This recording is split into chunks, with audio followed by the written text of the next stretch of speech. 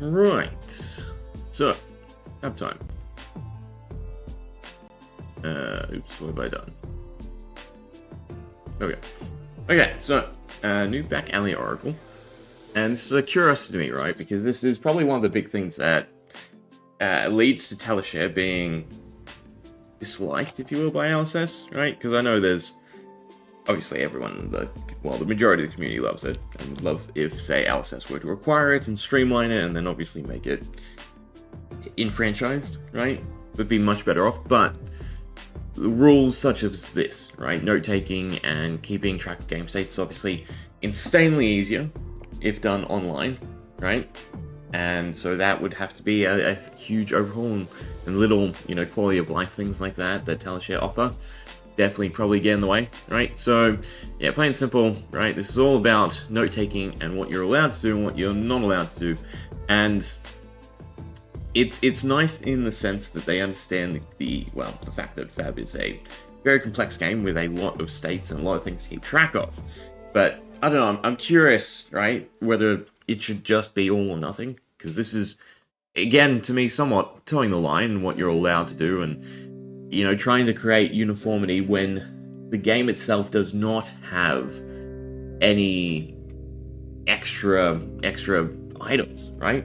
You just buy cards. That's it. That's all LSS are currently making. They don't have the little cardboard token sheets that you get with MTG. They don't have, their own theme of dices or anything like that. Heck, even, counters, life counters. There's nothing. They haven't invested any development into those style of products or stuck them in, for instance, the bundles, right? And to me, that's where it becomes an issue, because how can you standardize something that is already up to the player and their method of keeping track, right? Now, obviously, the higher up you go in the competitive setting, the more standardized it is and the more regulated it is. That's understandable. But again, it's about getting new people into the game. If they go on Talishare, everything's done for them, so they don't have to keep track of it, right? It's beautiful. If they go in person, well, it's their own curve, and most people, it's probably going to start with paper, and even that's a bit jarring. So, yeah, I'm curious if LSS has any plans to, again, have supplemental products to help with all of this, right? Because this isn't a small article, right? Aside from the playmat and the zones, there are a lot more things to keep track of. But we'll go over just the main gist of it, right? So, general philosophy, right? When you use something to help you remember, so this includes dice, markers, and writing stuff down. So writing things down using dice to represent numbers or counters, putting markers on objects, and arranging or sorting cards. Our goal at Legendary Shooters has always been to bring people together in the flesh and blood. Policies on note-taking stem directly from this goal and can be broken down into 3 main points. Facilitate clear, consistent, and correct communication between players, right? Test players' mental abilities and memory rather than their note-taking skill. Gauge players in playing the game and introduce the logistics needed to play at the most competitive level. Now, this is obviously a problem because pitching is such a core mechanic when it comes to Fab, right? And, well, yes, it's testing your mental ability and memory. It's obviously not something that should be gatekeeping, right? Gatekept? Whatever the correct tense of that is. So, yeah, I don't know, it's a very complex subject, I feel, right? And it shouldn't just be as straightforward as this what you can and can't do. Not, again, without a proper backbone of items to support, right? First and foremost, we want to ensure that players have the urgency to communicate clearly and consistently with their opponent, We explicitly allow players to use markers and dice to write down numbers and notes that represent parts of the current game state so that the game can be played correctly. This is an essential part of communication while playing the game, especially when players do not share a common language outside the game. But this does not cover elements of the game that are not needed to play correctly, right? Writing down turn number or writing down miscellaneous information, for instance, right? No offense, but all it takes is a different way to write down numbers each turn, right? There's lots of ways you can rig the system, in a sense. Underlining a number, putting the dash through the 4 instead of open. There's lots of little things you could generally do, and again, this is taking it to the extreme, right? But there are, right, issues with pen and paper, with everyone having their own set of dice, their own set of things. So if you want to really enforce it, like this article is sort of leaning towards, in my opinion, then, again, I would like to see LSS have their own set of products, right? Their own set of counters, their own set of life, their own set of dice, or own set of whatever's necessary to make all of this easy, right? Skill testing game. One skills is memory. For example, remembering what cards you or your opponent have pitched is a core skill testing element that highlights high-level play. Allowing note-taking in all forms would eliminate this element and trivialize many parts of the game, right? So, again, this comes to complexity of heroes, right? Because obviously there's some heroes, for instance, Kano, who are more dependent on knowing your pitch stack, right? And cycling through it and knowing what's going to come when. And then there's heroes that, just fish for whatever you can find, right? So, yeah. I understand it being a core component of the game and being a high strategic thing of the game, but they are also continuing to push more and more to second cycling and even third cycling and, going further and further and further. So it is curiosity to me because I think for most people, right, seeing a TCG and then going to Flesh and Blood and getting to this level of steps, adding into the complexity of the game would just do their head in, right? Because it is, again, the higher levels of competitive play, the more all this really matters and the more complex the game really gets. Third, we want to focus on the cards and the opponent in front of them rather than a notepad. Note-taking was a core part of improving a player's performance. We feel that players would disengage with their opponent in favor of tracking cards, looking at paper off to the side. There's simply too much information that could be recorded to gain a slight advantage. Players would be spending a lot of time recording and reading rather than playing, right? So again, I still think a chess time would be perfect, right? Again, whatever the allotted time is for each round, you halve it, each player gets that, and you go back and forth, right? You can have a turn where you spend X amount of minutes, and it all takes away from your clock. I'm talking a blitz, right, for chess is this clock that I'm thinking, right? That being said, there's certainly a place for leniency when it provides an overall benefit to the gameplay experience. It doesn't infringe on skill testing elements of the game. We're going to give players the tools they need to play the game effectively, while restricting tools that would interfere with playing the game as intended. One such policy change is the approach of ordering graveyards and banishments, right? Because we now have these new effects that do rely on that type of thing, right? So they want some level of organization to be allowed, right? And again, that's where it gets a little bit iffy for me again, because there's what you'd like players to do, then there's what you enforce players to do, and then there's what players will get away with, right? So for instance, you are allowed to order your graveyard/banish zone in relevance to these, right? So for instance, putting earth action cards, for instance, at the top of your graveyard, so when you play Decompose, it's nice and simple, right? Or putting red cards for burn them all, or making all your blood debt cards so you can count them correctly, right? Problem is, I'm sure people will find a way to sneak or twist, and that's an issue. But you still can't order it by pitch, by name, or by type, right? So, yeah, it's a little caveat, and it'll take time to pick up. But I'm curious if there'd just be simpler ways to handle this. Okay, am I allowed to have 3 different print versions of a card to track copies? Yes, weirdly enough, right? So, you can have, well, I guess white border and normal would be the easiest way. You probably have foil, white border, and a normal copy, right? And that's how you can keep track. So yes, as long as every card meets the criteria for being tournament legal, you may mix and match any official printing. Be considerate to ensure that your deck does not contain mark cards, and as long as everything's sleeved, obviously. But it is curious, the white border fitting this, because obviously they want all the history pack stuff to to stay relevant. But yeah, some of the rulings to me are always kind of a little bit weird, right? Because I understand the complexity of Fab and what they're trying to achieve, but so far the way they like to implement everything is just rules and policies rather than actual support, right? Having, again, tokens, counters, everything standardized for Fab, especially since they have the bundles with each set as a perfect delivery model, right?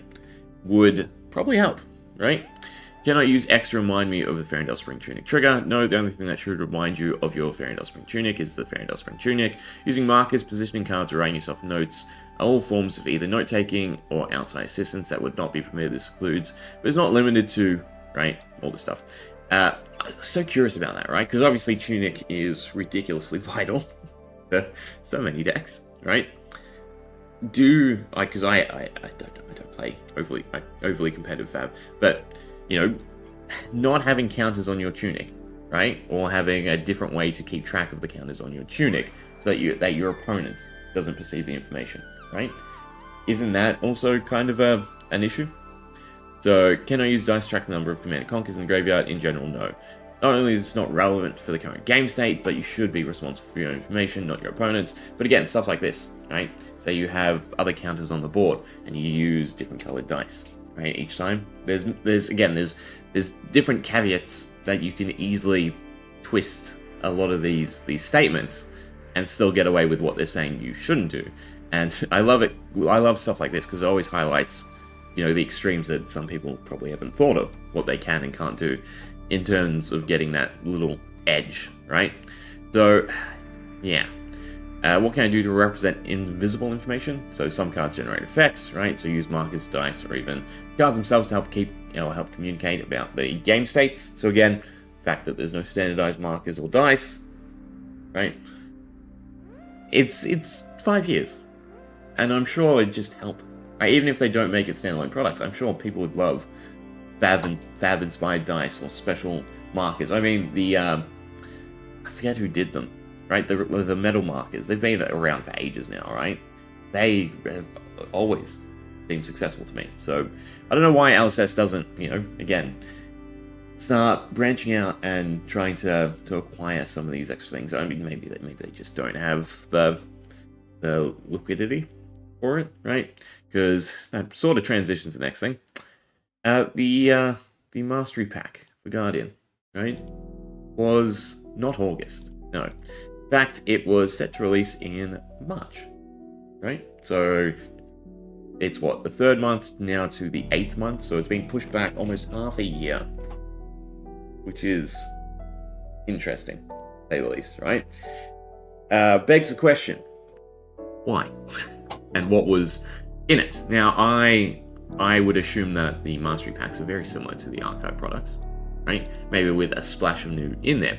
But I think, or what I've seen, the general interpretation is that Jarl is being appreciated so much that they feel it's not necessary to release the product, right? And I was just curious in comparison to some of the other things. So we know next set is January, right? Where do we have? January, so May. Neither of them have been pushed back. The Armory decks, we have April, May, and July. Instead, we have November is the Jarl, we have March, April, and July. So they've actually pulled up the next Armory deck, curiously, right? No, pushed back. January, February, so I'm shit with months. January, February, March. March is the 3rd. April, May. Yeah, okay. So it was March, it's now being pushed back to April. The April one has been pushed back to May, and then the July one is still July, right? So it's a little weird. And then you have another set in May, and then you have August. And I assume we still get a 3rd set in the end of the year as well, right? But yeah, the fact that Mastery Pack's being pushed back probably needs tweaking. They probably want to adjust or change some of the cards in it. Because again, you have sort of very, very different playstyles, right? If you think about where Guardian started to what Guardian is sort of aiming for now, you have very, very different mechanics. So I can see them wanting to introduce, right? New Guardian. So I'm on the wrong one to actually do that. So the fact that it's now behind the second set, I have a feeling it's Uprising, right, too, and then we have some other set with Guardian in it, and whatever other heroes, right, to then lead into the Mastery Pack. Probably, again, tie in the Armory decks, although the Armory decks, it feels are always counter to what we're getting, right? So there's plentifulness, people to pick up cards. But yeah, it was interesting, right, that I pushed it back. Now, the other thing, I need water. I get water after this. The other curiosity that I want to look at is the cards in the actual archival products, right? So these are the ones released in Japan, right, to basically supplement because they don't have the history products, they don't have the earlier sets. So I'm just curious what cards were printed. Okay. I have to go off of image, right? So Command and Conquer, obviously a big one. Eternal Thunder Steep, Mount Heroic, Crown of Providence, that's a big one. Dread Tribich, is that how you say it? Is that Blazing Aether or is that Kano's? No, that's Blazing Aether, right? We need to get to Fabry later anyway. Right, Blazing Aether. I'm sure there's a full translator list, yeah. So they stuck Kano's spec in the archival product, which I do find interesting. Is there anything else that really stands out? Alright, a lot of staple generic Majestics. Grasps, Kano, Lessons in Lava. Okay, so they are feeding Kano into it. I'm curious if they'd be open to like resetting Living Legends in, you know, depending on country, location, district, whatever, however you want to phrase it, right? So that, you know, for instance, Japan can actually fully experience Kano. Mordred Tide, Nourishing. So Command and Conquer is obviously the big one in the set. Anything else? Barbarian Creepers, Warmongers, yeah. So, I mean, more copies floating around. I'm curious if they'll leak out and affect the English. And then we have, so that was Rosetta. This is the Rosetta pack, and then this is Mistval. So, Command and Conquer is, sorry, not Command and Conquer, Art of War, right? Which is obviously curious. Obviously, all this was decided before the banning. The banning was meant to be in November, wasn't it? Right? Codex, that's another big one. Ninth Strike. Although you have all the... Did I see Tome or any of the other draw cards? I don't think so.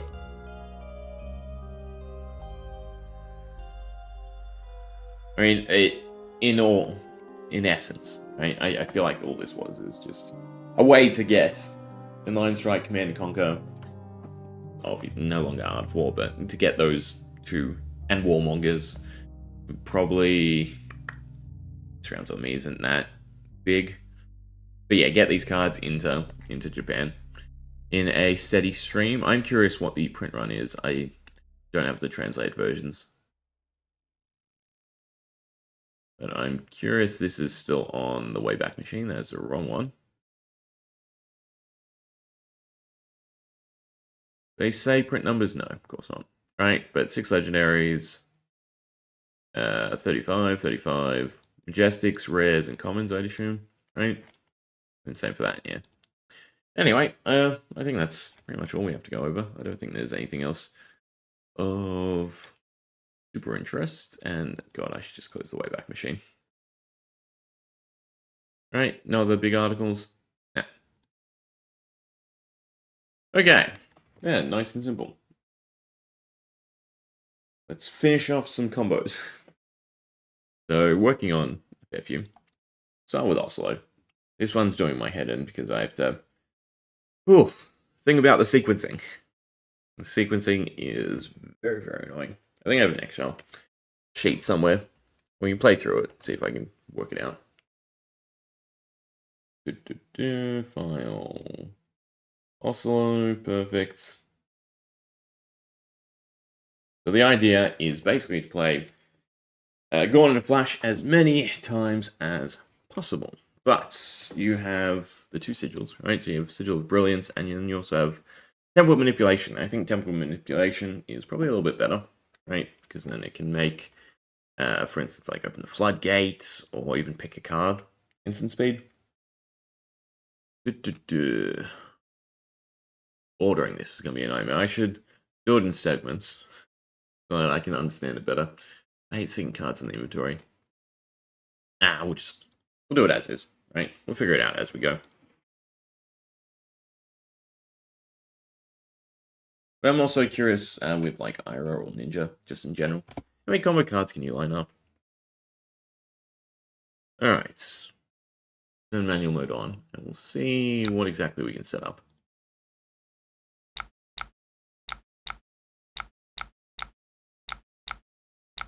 Probably not stack the deck, we'll just play from hand.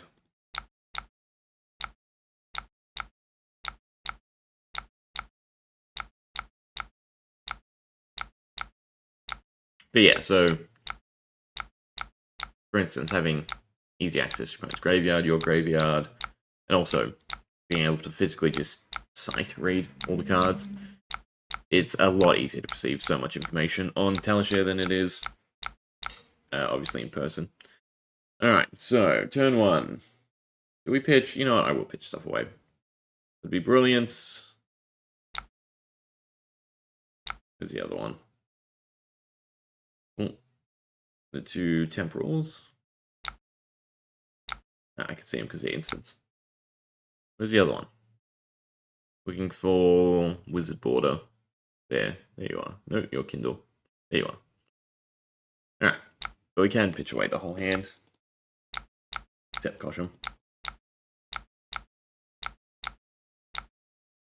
I'm glad they are streamlining a lot of the combat dummy stuff as well. Although a bigger button for pitching and drawing your deck would be much appreciated. Although it is kind of weird now that with the practice dummy, no HP is actually showcased. Right? When we do damage, it won't actually produce 999. It only shows in the concede screen. Where were you? There we are. I should be able to pitch away everything. Actually, I probably could have done the math. I'm sure we won't run out.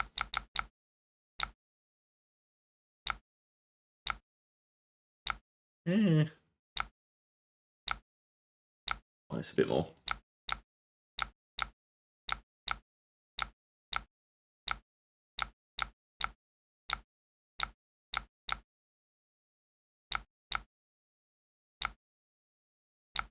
Two, 3, 4, 5, 6, 7, 8, 9, 10, 11, 12, 13.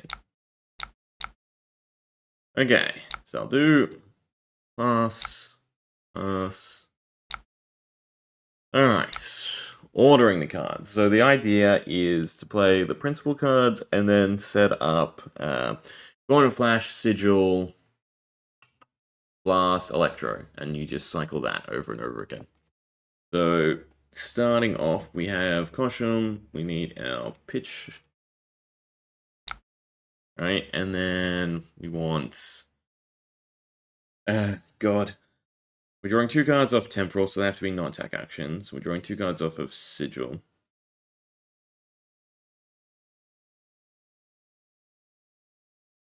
I think it just goes Fulminates. Right, then we have to worry about go-agains. I think that's a big connector for Solo. Although, obviously, it's a heftier cost than what Art of War was, right, to extend it. But then the fact that, you know, Gone and Flash don't need Lightning Greaves on every single turn. So you have basically 4 attempts at jackpotting with Gone and Flash. So I think Fulminate, because I don't think I've seen Fulminate played. Fulminate, then we want the other Sigil, so Temporal. We want Gone and Flash, Blast to Oblivion, and Electro Somersault. And then 2 more cards. Right? If I count correctly, 6. So it goes in the arsenal, draw 4, draw 2, draw 2. Yeah. So then we want open the floodgates and pick a card. Beautiful. And then now comes the chaos, right, of how to sort it. So basically, we play Gone. No, yeah, Gone. Play, yeah, Gone, Sigil. plus Electro, right? That would activate Aether Bindings because we're returning the sigil. You'd also get the draw off the sigil. And then we could play Open the Floodgates because it now have the amps, and then we draw 2. So it goes card off sigil, draw 2, card off sigil, draw 2. And the card off sigil that we always want is going to be Open the Floodgates. So we go Open the Floodgates. And then we'd probably want our resource generation. It should be pick a card. And then we need our next Electro so we can cycle again. Right, and then it'll be Open the Floodgates, pick a card, and the next Somersault. And then probably just the Somersaults. We go Open the Floodgates. Yeah, keep going. Pick a card. Somersaults. Open the Floodgates. Pick a card. Somersaults. Open the Floodgates. Pick card. Do I have one more yellow Somersault? Or do we grab them? No, we didn't. Somersaults. Right? That's... No, I still have the blue Somersaults. Then it goes, Open the Floodgates. Do Somersaults. And then... Open the Floodgates. Another Somersault. So that's the last one. And then you want the Blast to start playing the Blasts. So Blast of Oblivion. Then we do Open the Floodgates. You'd also need the other sigil at this point. Right, and Blast of Oblivion. And then it's drawing off Blast of Oblivion, so it'd be just all 3. 2, 3. You really write this down, right, into the other blasts. You then have the 2 sigils in play, so you'd want Scour. I don't know if I counted the Aether Flares correctly. But ideally, it should be Aether Flare, Aether Flare, Aether Flare. I think 3 Kindles into the last Aether Flare. Either way, we can test the main string. Alright, so we take the tack. We then draw our cards. We have to turn manual mode off at this point. Alright, they'll pop. Tell me that's the correct order, please. Last. Electro, yeah, cool. Alright. So then the idea would be to stick Koshim into play. Pitch for it. That allows us to play Fulminate. Deal a lightning card. A resource. Alright, which then allows us to play the Lightning Greaves. And we also want to play the Aether Binding. And then we start the chain. And we want pick card first. We want our resources. Now, playing card at instant speed is not the same as playing an instant card for Gorn the Flash. So, for record, unfortunately. So, we can't get 2 extra goes with Gorn the Flash, even though we have the cards off Temporal, right? But we do get them as go again. Do we?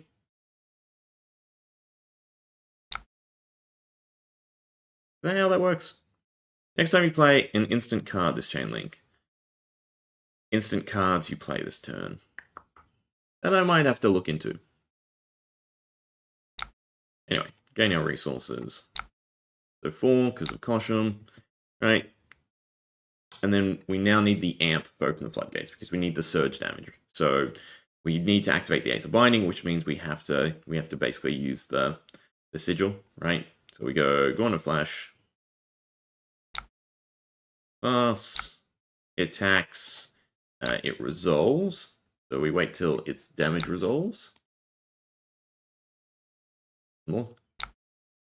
Yeah, okay. So then we play the sigil. We return it to hand.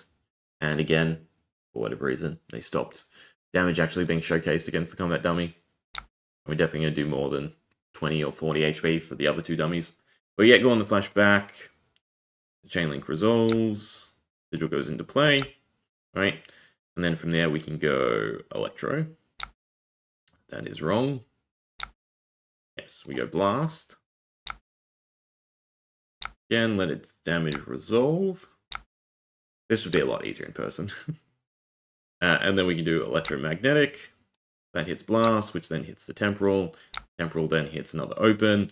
And we also get the Amp of the Binding. Whenever an aura permanent you control with sigil in its name leaves, yeah, Amp 1. That hits. So, I'm curious why this isn't showcased, though. I guess it's showcased by... No, shouldn't there be another rock? Either way, these should have Amp. And if you haven't done enough damage to your opponent just yet, where you could... Wait, what? Why is this not working? Till the end of turn, whenever an aura permanent you control with sigil in its name leaves the arena, Amp 1.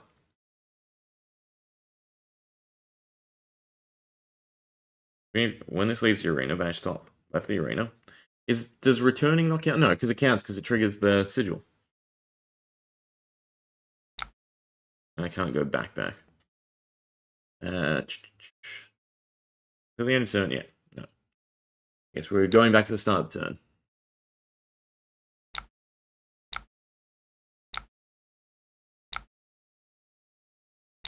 So if we activate this now, we should still get the amp effect, right? Solving activate ability, Aether Binding of the Third Age. No. Ah, God, I love testing when things are broken. I was also... I can do no sideboarding. Alright, this still displays amp, yeah. That's the correct symbol.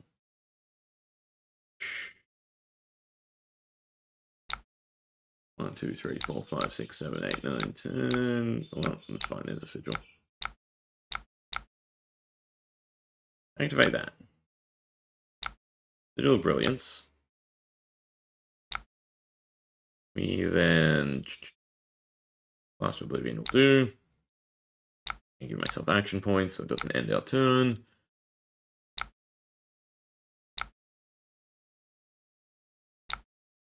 It stuns 4 damage. Somersault it.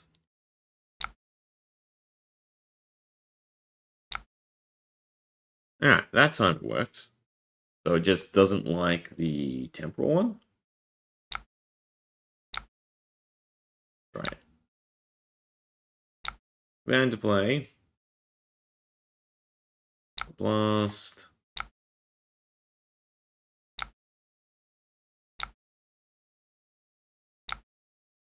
It's resolved. Somersault it back.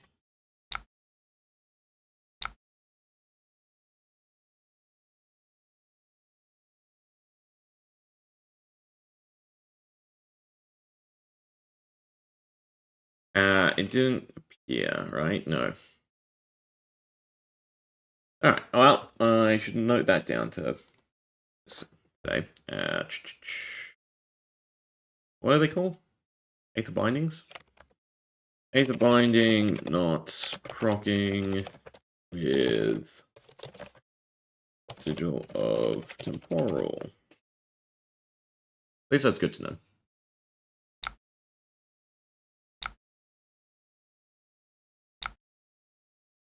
Alright, well, I have to set it back up, and I guess we keep the 2 Sigils of Brilliance. Which makes me curious if I have enough action points to play everything I want to play. And also, Lightning Greaves did not work with Pick a Card. Pick a Card has Go Again innately. That generated the action point. So keep the 2 Sigils of Brilliance. Oh, God. If you line up this many cards. The one-way ticket to a headache.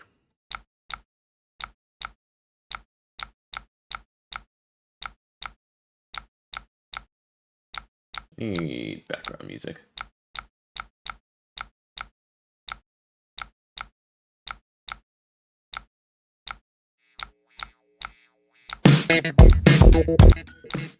Bit loud. 92 should be enough. So hold the 2 Sigils of Brilliance. So we're putting 1 into play. The other two need to be pitched away.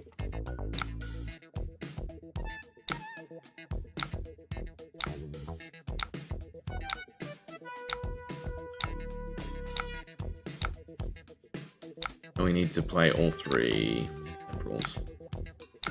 I should have played and then pitched on the last one.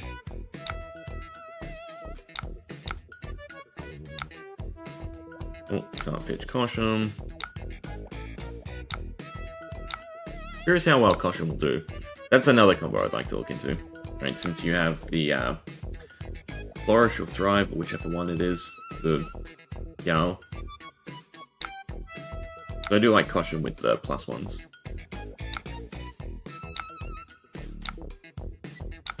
There's all 3.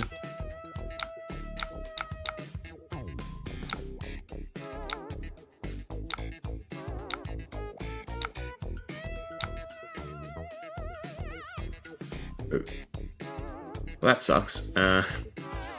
DVR 027, I think it is. Crazy that I know a bubble off the top.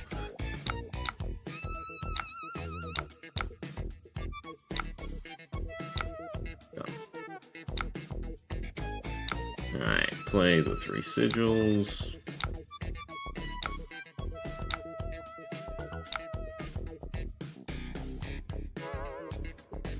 Yeah, that's fine. And then we pitch deck.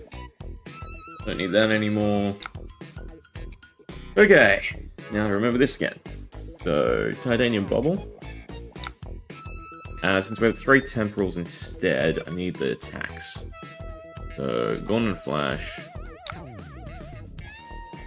Fast to Oblivion. That's 3, perfect. And then a Somersault because it's an instant. And then one more card. God. What were the opening cards I needed? The sigils. Next one, Sigil Brilliance.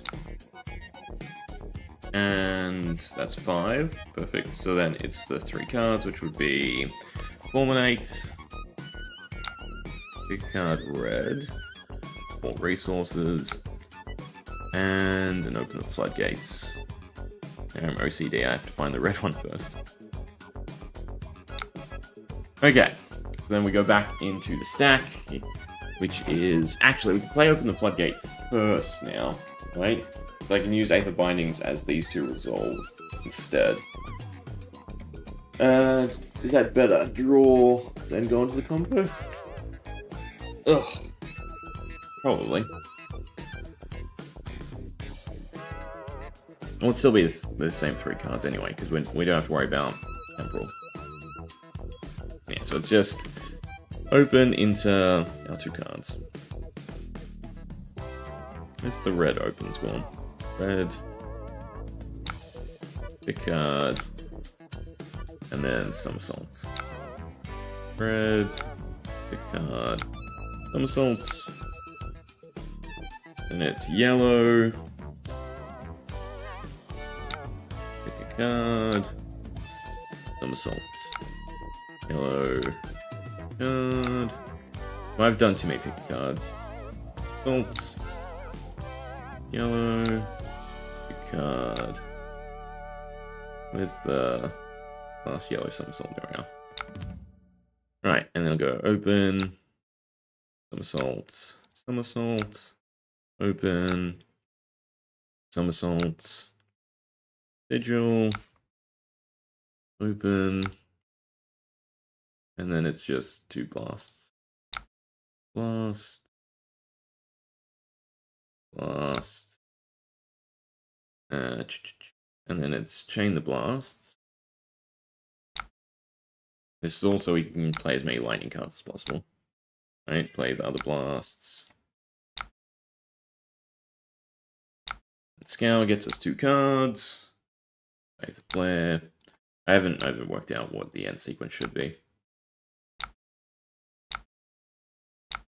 Somehow, in my mind, I have a way to get to the Aether Dart. Okay.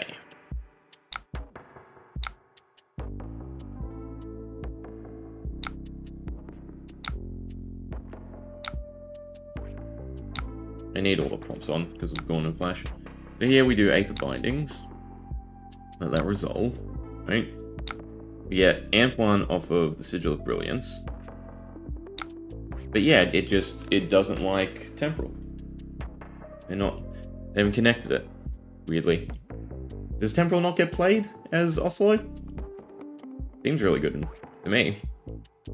But no one's seen this. Well, I guess you just haven't connected it with your Amp turn. But yeah, so we only got Amp 1 off of Open the Floodgates, which is a little annoying. So step 1, realistically, would be to drain your opponent, and you'd probably just open the floodgate yourself over and over. It also puts an HP threshold in when you could try and do something like this.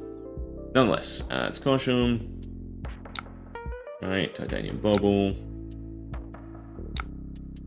And from there we can Fulminate, Reveal, gain the resource. That allows us to then Lightning Greaves. Let's play the pick card now. Doesn't really matter, I don't care about the silver. We just want the 4 resources from pick a card. And then we could open the floodgate since we do have the amp. Right, so we go... Do I have manually choose opponent? Manual targeting, there we go. Right, so we do open the floodgates. And technically speaking, I can't just do the dummy. I feel like, for consistency's sake, you do yourself. That way you guarantee the damage and the draw. 0. We get our 2 cards. Right, and we're at 3 action points already, which is nice from the Fulminate and the pick a card. Then we go into Gone in a Flash. Right, because we need Aether Binding over and over in order to continue playing the Open the Floodgates. We can actually continue generating the resources though. We pick a card first. Doesn't really matter. We got 2 silver off of that. Not that we're going to use it for anything, because cash in is gone. Okay, so there's 6 resources. So we go in a Flash. Problem is, I wanted the Sigil of Temporal, but Open the Floodgate was instant, and we didn't have to break the chain. Well, it shouldn't really matter, because none of Ocelot's stuff cares about it being chain links. Yeah. Alright, so in a Flash. Attacks. We wait till it does its 4 damage. Go, and then we can Brilliance. Turn in a Flash. Play Brilliance. Alright. Chainlink end. Then from there we go Blast. And let it do its damage. I don't like this change. That 99 never goes down. We somersault it back, as well as the Sigil. It gets us our amp.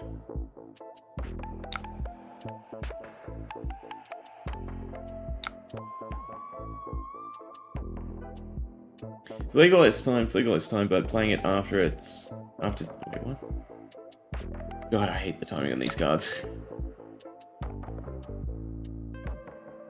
When this attacks next time you play, get up 2 attacks on the active chain link, return them to their owner's hand when the chain link resolves. Nope, not that step.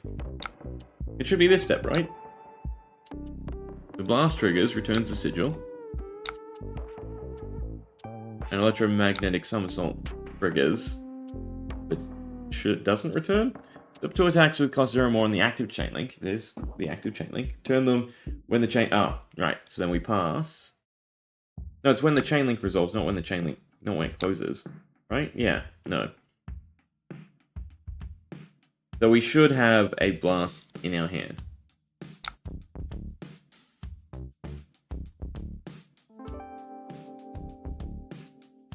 When this attacks, next time you may return just after it does its damage step. Right? They did some kind of updates with it started happening. Play in the reaction steps. Alright, we try that. Thank you, because this is confusing me. Bindings. Forget everything.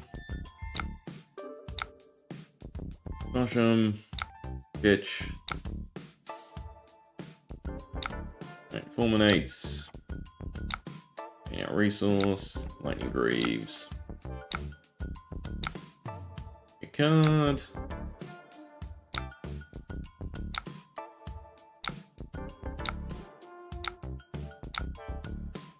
And then we have the amp. Oh, there's so much to keep track of. There's also like...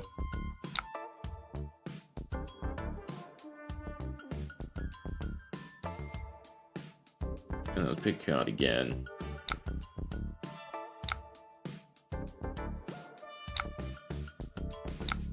Don't care about the silver. Back the resources. Don't have amp. Then we do Gauntlet Flash. But yeah, because Gauntlet Flash was working. Right, because... Yeah, I wait till the instant step. Play the Sigil. Return Gauntlet Flash.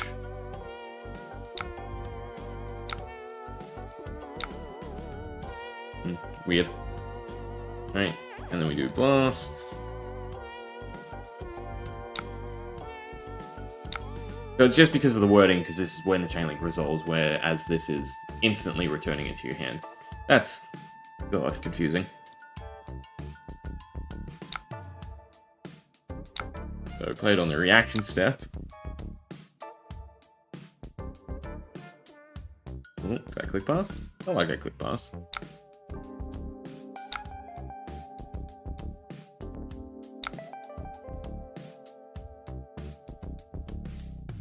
But now it's not returning the sigil.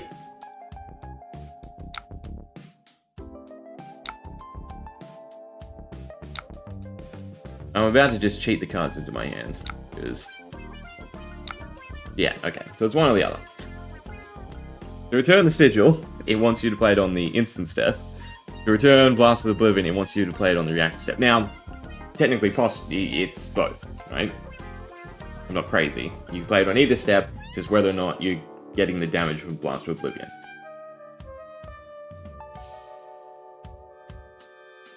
Or is that not correct? Because it's when this attacks. No, when this attacks means it should be played on the reaction step. I should have a Blast in the Oblivion in my hand, so screw it, I'm giving myself a Blast in the Oblivion. I just want to see how the sequence feels. Ugh. Rose 079. First we didn't get the amp from Sigil Temporal, then we didn't get the amp, and then we can't. Anyway. We have the Sigil, we have the Somersaults. There's the Blast that we should have. Let it be. Right, so now that we have the amp, we go into Open the Floodgates.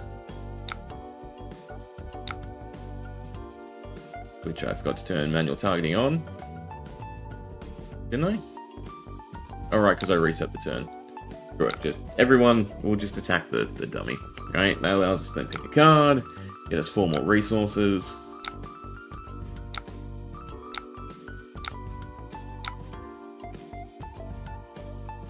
Right. So all looks correct, we don't have the amp, so then we go Gauntlet Flash.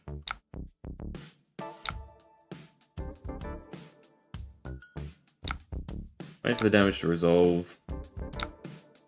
This is one of the things where it was a really cool thought to have, but the execution... I mean, in paper, I'm sure they get people really flustered by it.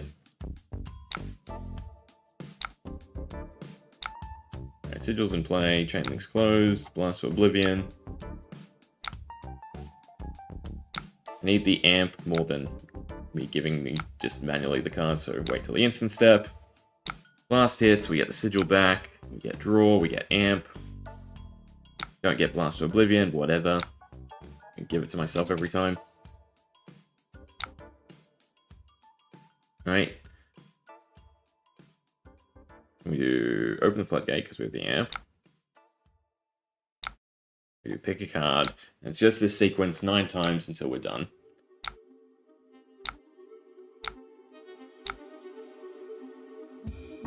Yeah.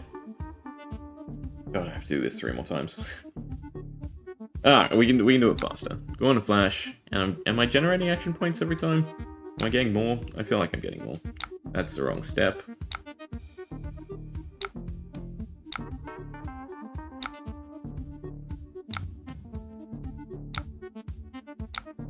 Must have done the developers, as IntelliShed's developers, heads in as well, trying to figure out how to do this.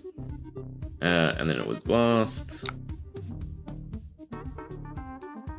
Already at 11 though on Balzar. It's kind of funny, right? Because they obviously it's that Aurora's art? No. Why am I thinking Aurora has Dash's hair? Anyway, you associate this more with Aurora than Oslo, but it's such a great card in Oslo. In normal play as well, right? Just getting as many amps as possible and then ending with a decent spell. Instance, play somersaults, turn the sigil, back, play blast. We have the amp, open the floodgates, pick a card. We are increasing action points and we're generating more and more resources as this goes on. And technically draw as well, in some sense.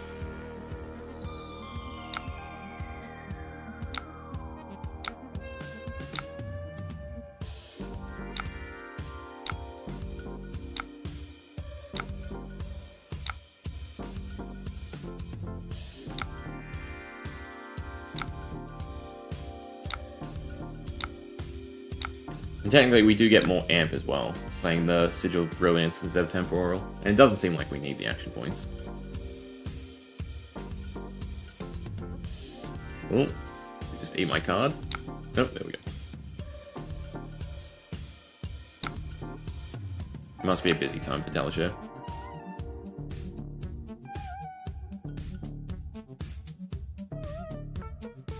I'll click past too many times because then I'll roll over my turn.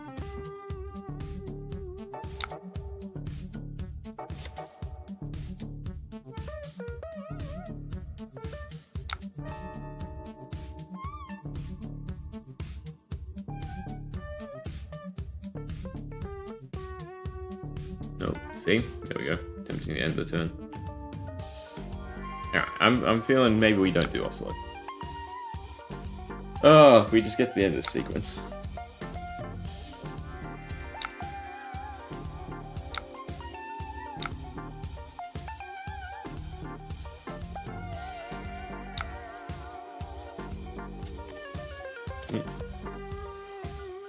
Also wonder why you have to continuously re-edit the number, right? I can't just click add, add, add.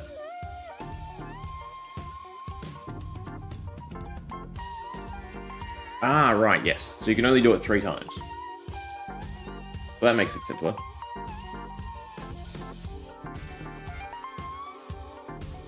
Good catch. That I forgot about. Don't need the yellow. Don't need blue.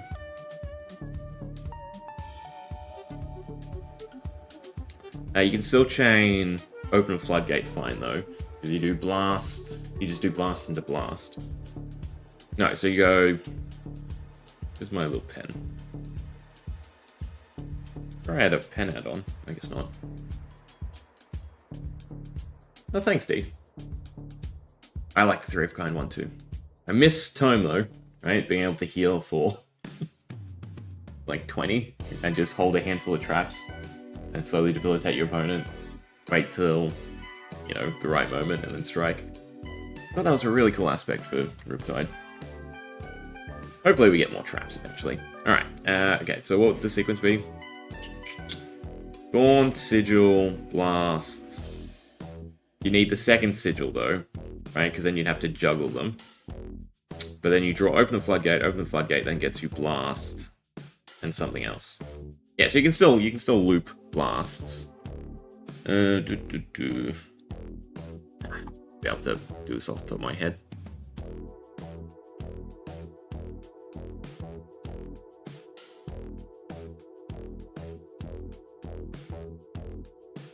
Cool. 6 less cards to play.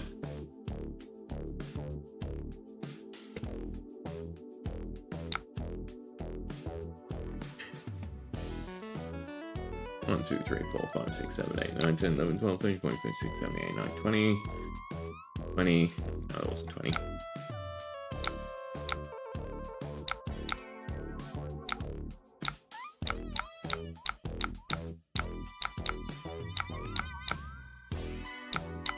We'll still play the Temporals, we'll still play 1 Brilliance.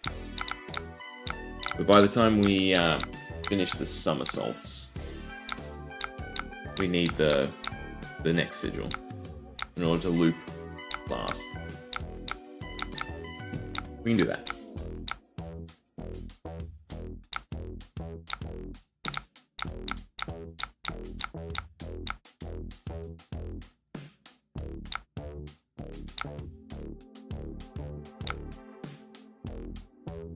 Let's put 1 Sigil into play and pitch the other 2.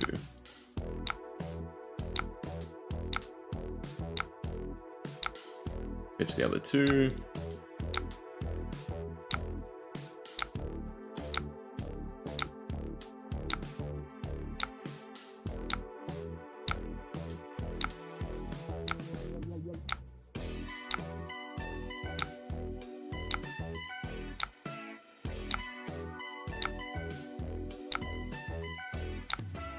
That one. That. I need minus some resources. I mean, I can make this a lot easier on myself too if I just stacked up potions as well. But I like going from a simple hand into a combo. Even though obviously stacking a deck is rigging it wholeheartedly.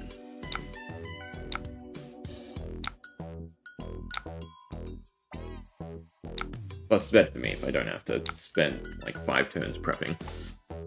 Alright. So only red somersaults. But still the same start.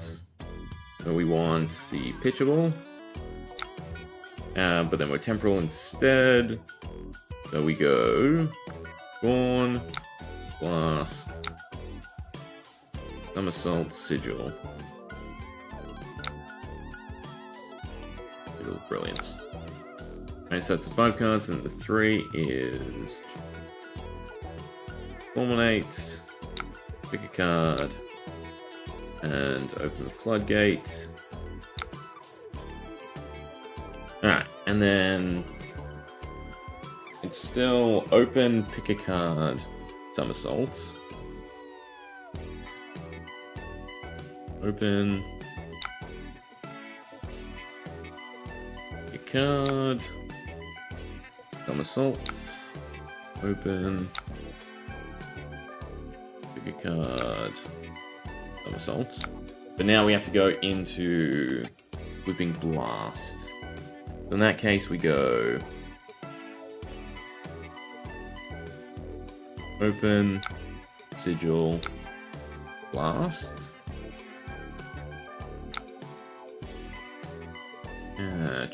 And then we can go open, pick a card, blast.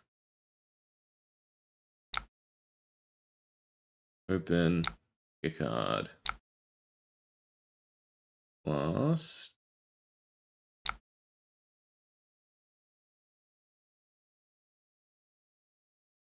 Open, pick a card, blast. Open, blast, blast, open, blast, blast, and that still lines up into a scour, into the 8 flares, the kindles, and then the other 2.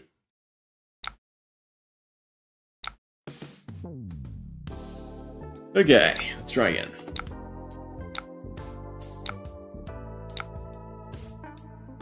Now turn, pop that, resolve,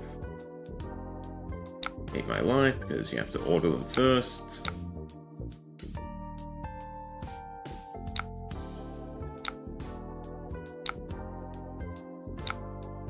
So weird that that's not getting amped.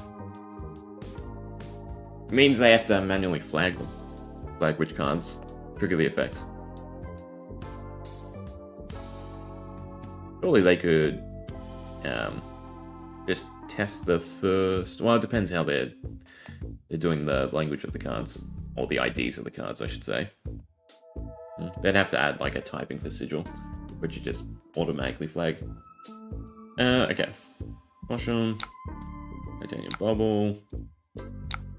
Fulminate. Reveal. And a resource. Any Greaves. We pick a card. That allows us to play the opens. 2, 3, 4.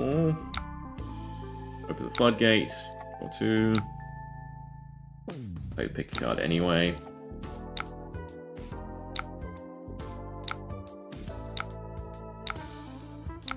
Alright, from there, go on and flash. We'll let it do its damage. Then we play the sigil. Turn it. I mean, the main thing we're trying to keep track of is how high we can get Volzar. And there we go, blast.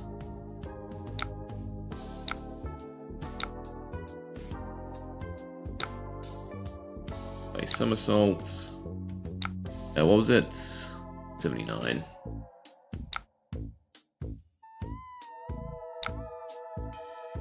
Alright, Chainlink resolves, but we don't get the card back. It's fine. Add it manually. Alright. Oh, 0 more, 0 more. Yeah. So it's just the red ones that work. We do go on the flash. Nope. Well, no, technically I could still do go on the flash first. Doesn't really matter. Depends if you want to break the chain.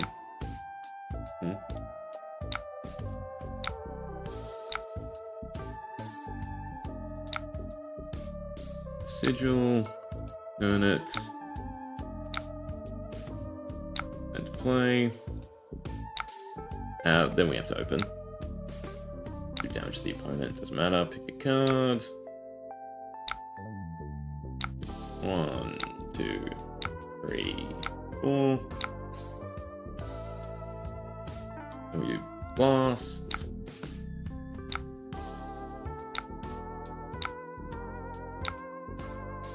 Somersaults. And the sigil. Quote unquote, return the blast. And then we just do open the floodgate. There's 2 more cards, which is the next sigil for the other blast. And then we do go on the flash. We sell the resources for the opens, which is good. Damage tick, play the sigil. So much value in one card. Alright, and blast. This would be the last time we can return it with somersaults.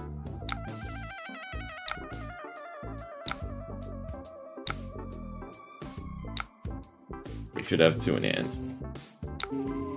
Alright. But now the sequence changes a little.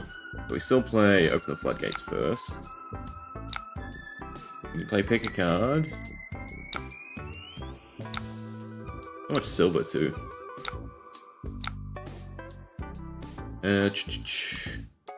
Now... Still going to flash with the first sigil, then it's blast, sigil, blast, sigil, blast, sigil. Yeah. Go on to flash.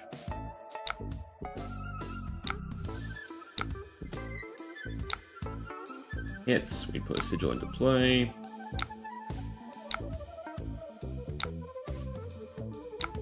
Alright, and it'll be blast.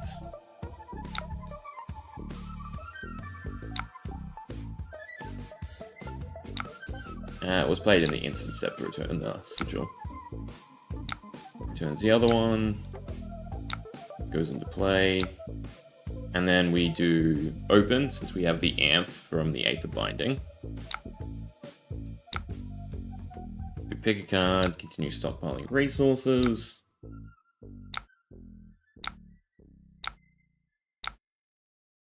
And then it's just blast into sigil.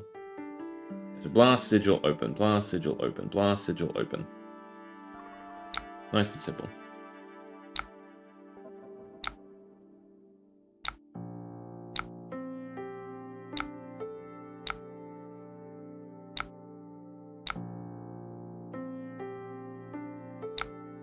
Open. We're still gaining action points. Still going positive on resources too.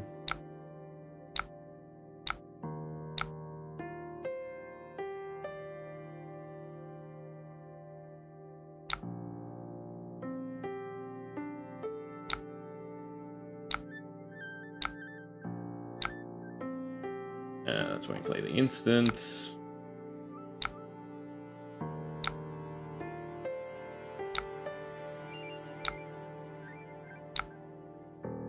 Although we should start running out of resources soon enough. That's why we have the Robe of Rapture anyway.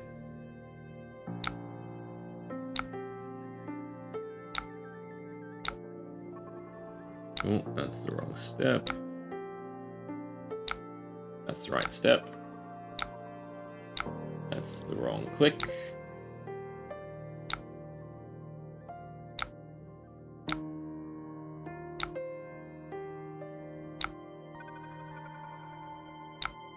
Okay, so now we're out of the pick a card, so it's whether or not I need to run the blues in order to have enough resources to do everything I want to do.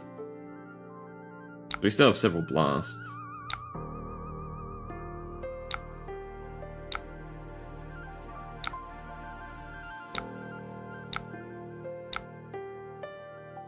God, that's... Slow down. I don't like that. That's skippable. They do such a good job with... I guess it's because it's you may, right? Yeah, that's why it's skippable. Alright, open the floodgates. That goes down to 3. There's Scour. I should turn manual targeting on for Scour. But we can still draw more cards off of Blast, even though we don't have the open the floodgates anymore. So now we're just sort of ramping the amp. We do Blast. And basically we can draw for as many blasts as we have in our hand right now. Which should be the Aether Flares and the Kindle.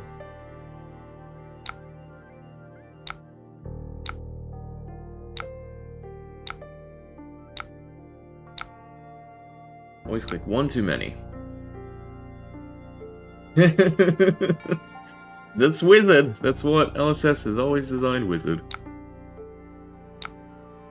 This would take me like 40 minutes in person. Just making sure I don't screw up on any of the steps. I mean, how long has it been? It's only been, well, you can't see. It's been 12 minutes so far. Not bad. About 32 minutes the last time. I mean, thanks to you, we cut out 6 of the somersaults. That definitely added to it. But even this, it's as simple as just play Blast, play Sigil, and it's still doing my head in. Draw the cards. Always pass that, apparently. Need to muscle memory the clicks. Blast.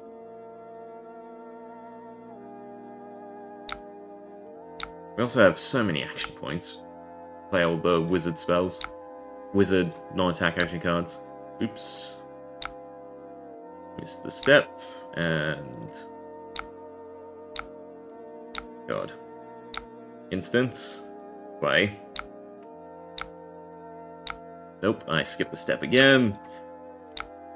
Alright, just click... You know what? I should just use spacebar. Alright, one more blast. This is a problem though, because we've double drawed Kindle. No, that's fine. No, because I can't play the spells at instant speed. Yeah. Oh well. The ending needs some work. Alright, and then we can do Gorn and Flash again. Hey, fish. Do the damage. Sigil of Brilliance.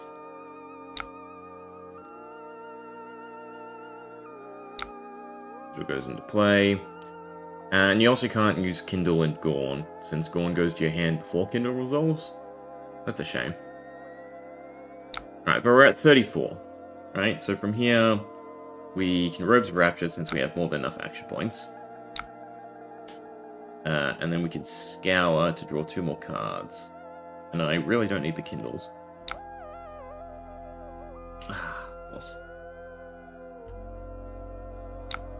So regardless of manual targeting, it still won't let me.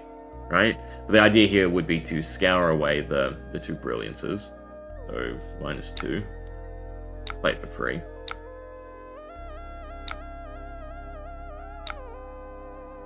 Alright, it lets you target yourself. Right, but pretend we drew 2 cards. We had 4 resources. So the idea now would be to... Go on and flash Kindle just for the amp, I guess? I can get to the last card. And then 1, 2, 3, 4. No, we have the exact resources for just the Aether Flares. My head's already broken, so I'm just gonna go on and flash.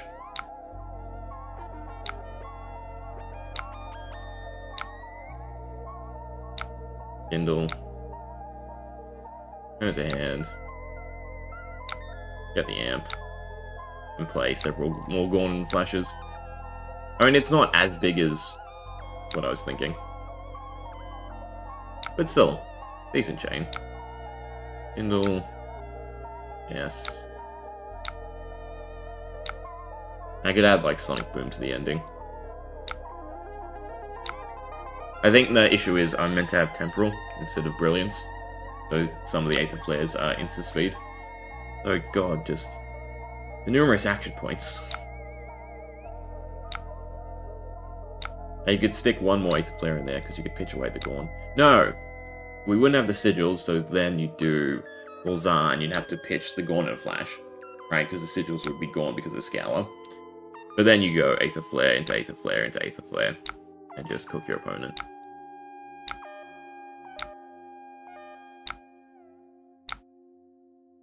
If any of the pre-existing draw was in play, boy oh boy could we have some fun. It's also turn 2. Is it turn 2 that's omitted, or is it turn 1? Doesn't matter. Yeah, it was meant to be one more Aether Dart. Off of the Kindle draw. Only a little. Let's see. Do we see how much?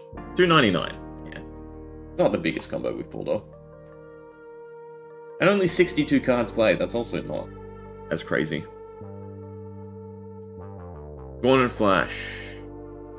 That can't be right. We only played 8 times. We played the Sigil 15 times, though.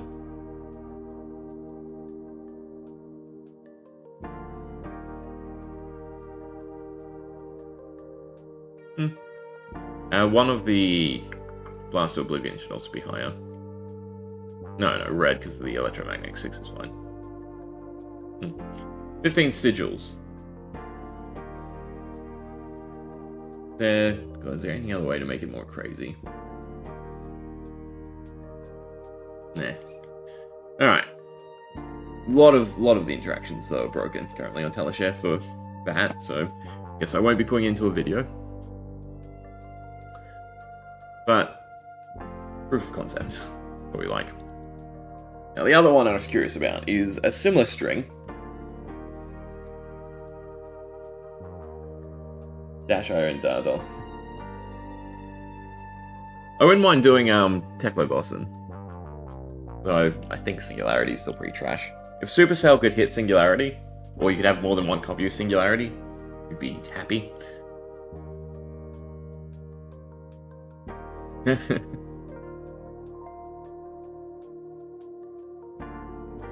And just shutting down their turns. So what I want to aim for here is basically to Sonata all our attacks back. Just so many attacks. Problem is stacking up the hand, and then also you could probably just have a huge Arc Lightning sequence as well. Because we can still get to a very sizable hand, and we get to tons of resources.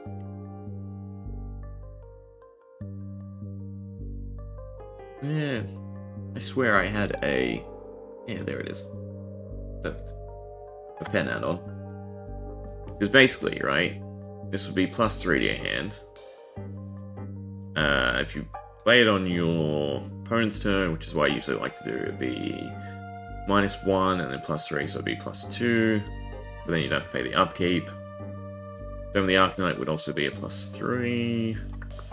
If I missed any, Sigils would also be a +3.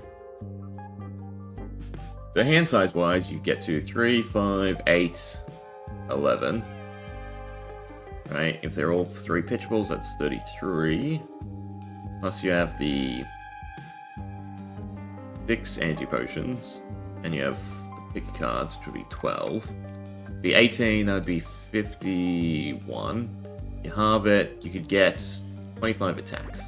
No, sorry, plus 3, and then you halve it. For Sonata. Right? So you could get up to 27 attack cards. Not quite. Because I'm not doing everything in the math. There's no eraser. It's an X. Interesting. I guess it's just an undo. Sorry, be 11 plus then the cards you have to play. Which would be 1, 2, 3. So it'd actually be 8. It's still 24. Plus 6 from the anti-potions, plus the 12 from the pick card. Plus the 3 from the sigils, because they'd reveal if I could put Kosham into play turn 1. 30, 40, 45, plus 3 is 48. So you could get 24 attacks with Sonata. I mean, that seems very crazy.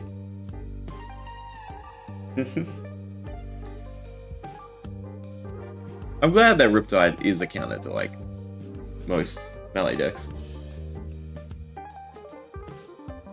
He's just always looming in the middle of the meta. Is there any way we could increase this further? I mean, 24 attacks is still fairly decent. Just what 24 attacks do you play as Runeblade? Runeblade. And then there's also if I want to tie in Arc Lightning.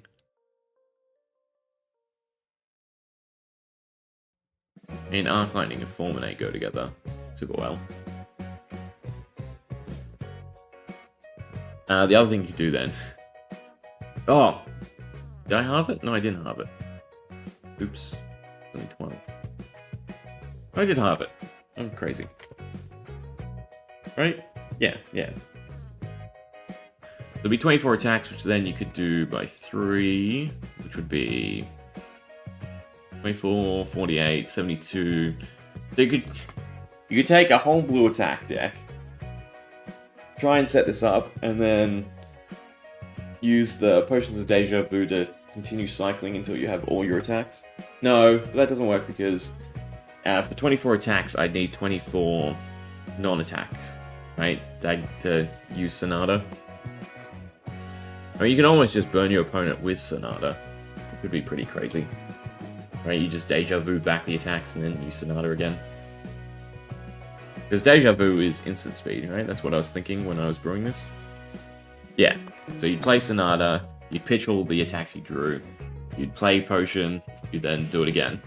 And you'd just burn them down with Sonata. Ooh. That's a worthy goal, I think.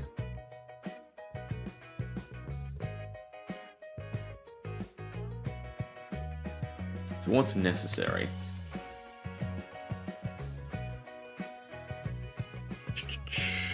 This would all be set up. You'd probably want to play the Channel Lightnings and the Shock on your opponent's turn, which is what we accounted for.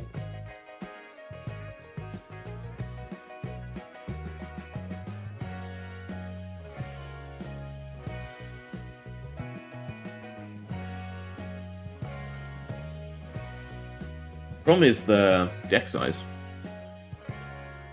I feel like I don't have enough slots to actually draw all the attacks I want to draw. If we're not playing the attacks, I don't really need Fulminates. I don't really need the Arc Lightning. Flicker Wisp would be good. No, because Sonata's only 1 set of damage. It's not ping every time. Alright, I think there's 2 decks I kind of want to build. Well, 2 combos. That would be Arc Lightning with Flicker Wisps. That'd be interesting. 6 damage every time you go again.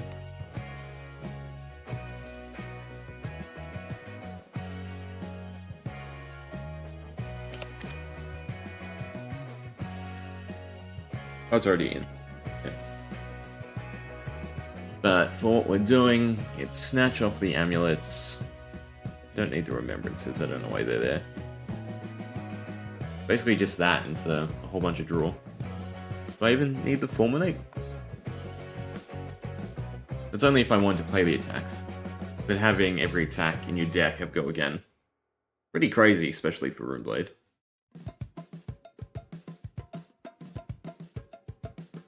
Yeah.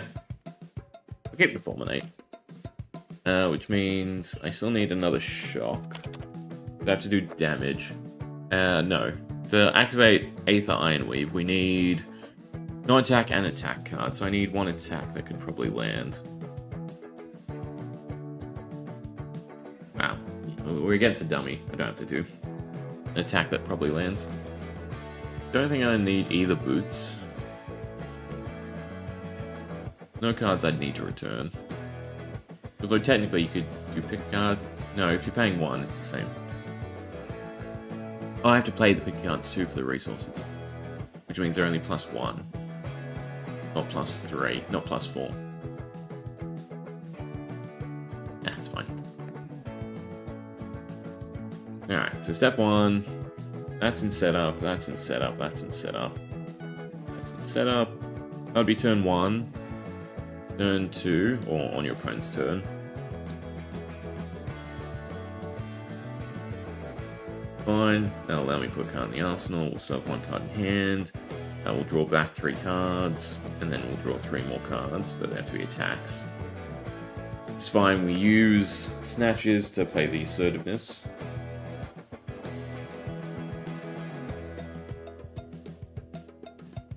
So I want blue snatches.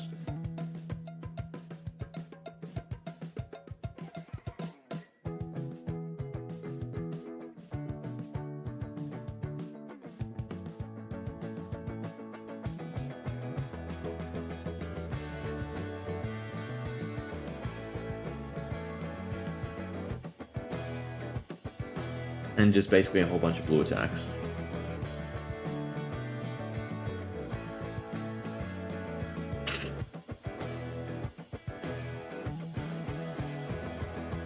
Let's try the start, anyway.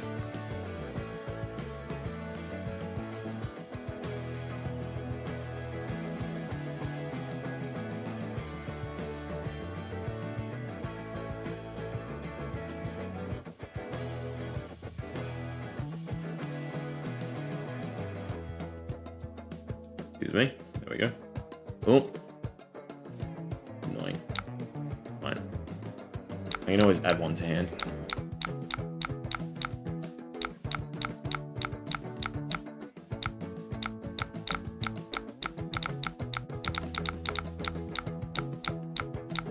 Let's wait for my action points. That is set up. I can skip. Apparently I can't. Always pass? Is that the way to skip it?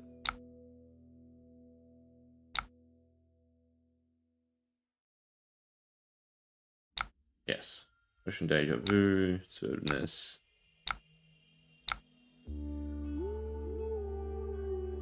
Worms go last. Energy Potion. 3-3, I'm missing 1 amulet. I need 1 more Deja Vu. That, I assume that's 185. Caution's always a nightmare though.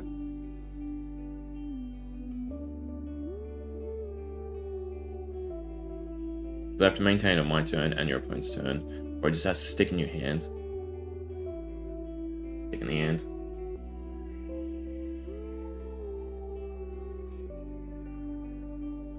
I still want manual mode on too.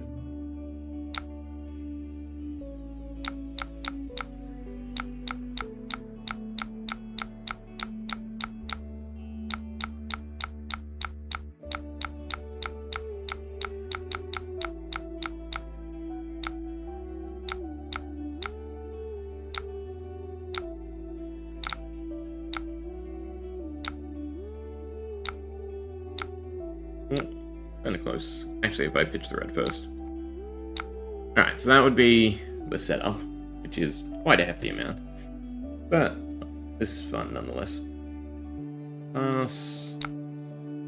Then we want 3 Sigils of the Arknights. 1, 2, 3. Got a bubble to actually pitch for the Kosham. Yeah, it's fine. And then you'd want Shock to play, as well as the 3 channels. That way you can avoid that upkeep cost.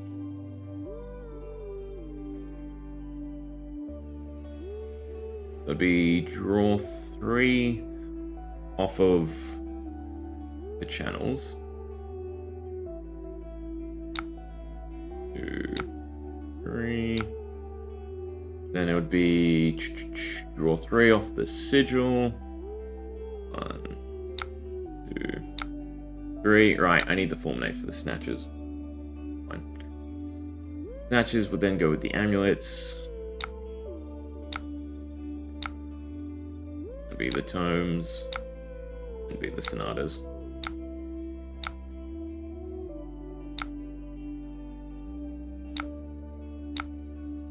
Oops, one too many. Alright, so you put the 3 sigils into play. Pass.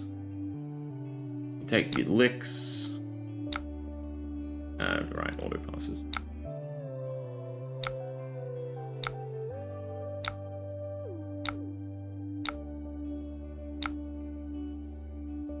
Play the 3 channels. And use burn up / shock.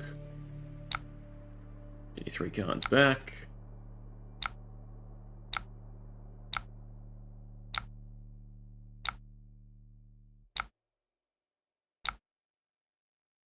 Then gets us our snatches. Now, the idea would be to Angipot, Kosham. Angipot. No, I can still get around it. Angipot, Kosham. Pick a card, Fulminate. Would still leave 5 cards in hand. No. It'd have to be double Angipots, Kosham, Fulminate, Snatch. Would be the opening. Which I can just give myself, even though we have excess cards. I do need the Fulminate back. But I also need a lightning card for the Fulminate. You'd probably want to keep 1 channel lightning. As well, weirdly.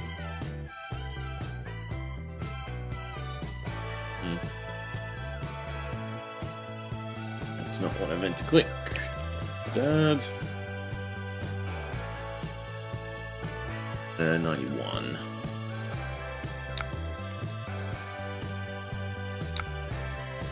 That's weird. And I need a lightning card anyway, so screw it, 77.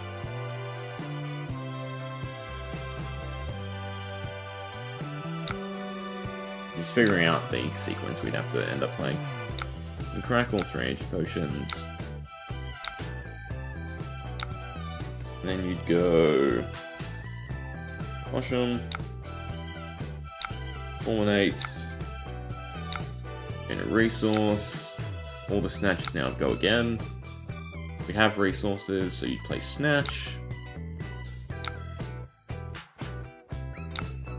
Then crack the amulets.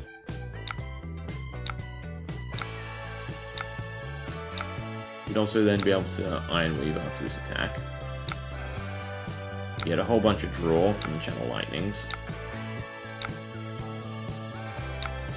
Then we'd still be able to draw 3 more cards. 2 more cards.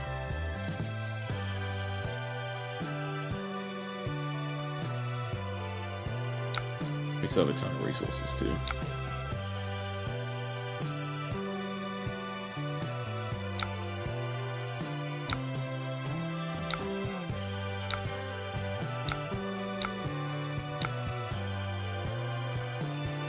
Alright, plausible.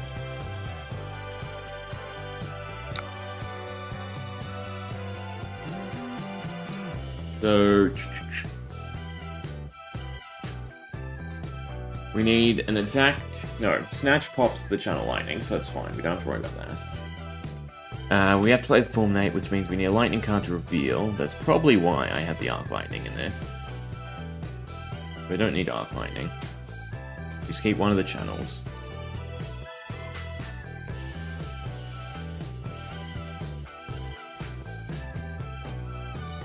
Need the other snatches, the yellow ones.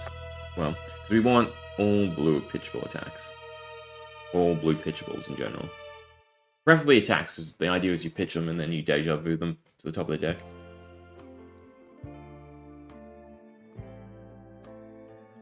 Actually, taking the Crown of Dichotomy would also allow us to... Could I draw Sonata? Yeah, because I'd have some silver from pick a card. I could Sonata 4 times for the arcane damage, actually. And we just need random ass blue cards. 2 to 1. Put that in the deck. Deck. Also got Ignition. What would I use Ignition on? Lightning Greaves, I guess, for the action points. But I don't think that's necessary. H-Master, I guess.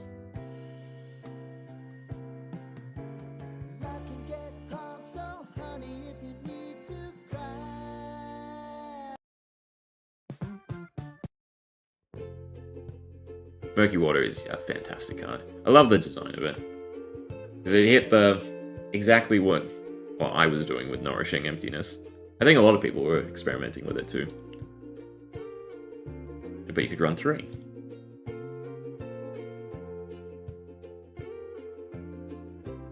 I'd love one of the Armory decks to be Riptide. I doubt it, because obviously they've just done Azalea.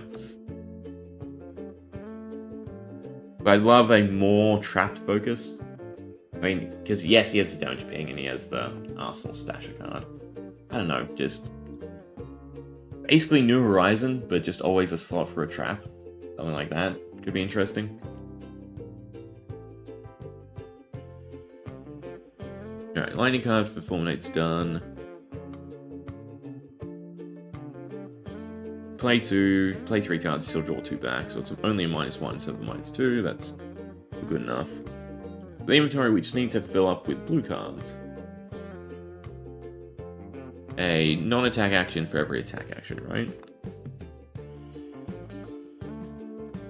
Don't have that many slots left, though.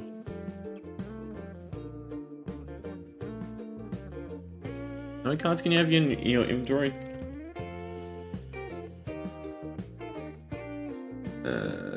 Rules and policies. No, it's under formats, isn't it? Draw Murky Water for 10 plus surprise brain raisers. Trap finisher. I miss that. I miss just trying to burn them down with traps. I feel like if they what's the word? I've already forgotten the word. God. I feel like Riptide should have been 2 damage in class constructed. 80 cards in total. So 60 and 20. Alright, so we're gonna have 80 cards in total, that's fine. That should be everything we need for the combo. Bramble Spark's good. But we want all blues, so it's whatever. I really don't know what good attacks or anything are.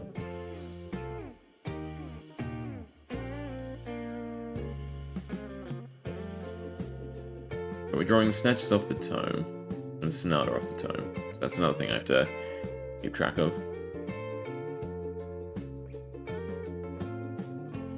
80 minus 37 is 3.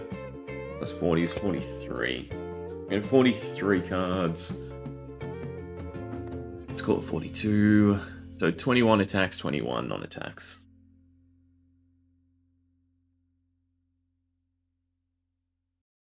I guess we go with like the 0 costs. And well, I can just count to 23.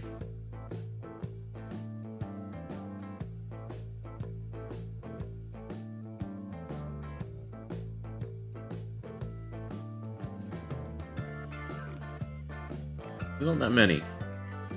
What I'm saying. Focus, focus.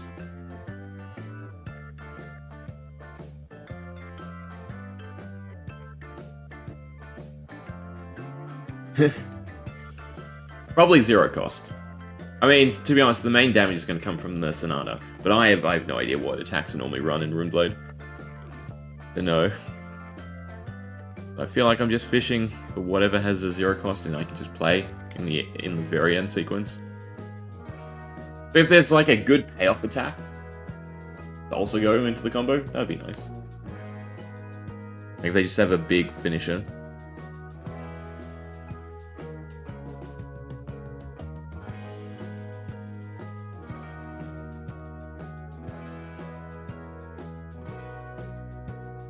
Where are we at? We're at 9.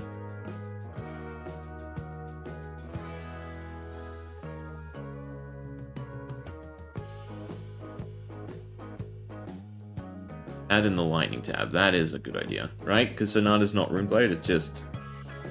Yes, it's just attacks.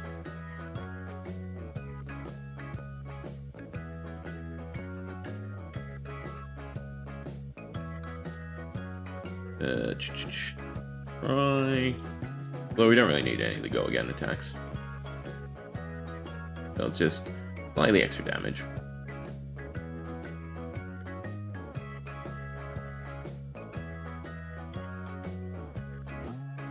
Yeah, that'll do. Alright, that's 21. Perfect. Now just 21 non-attack cards.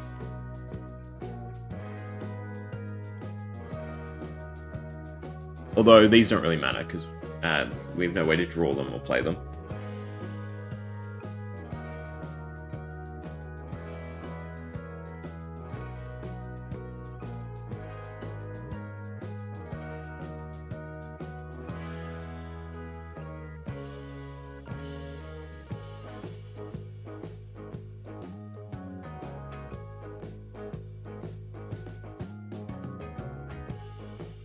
I don't know why I'm thinking about these too much.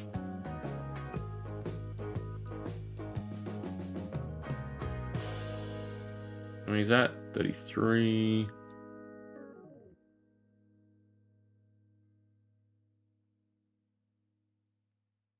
Three more. Done. Alright. Now to put it in action.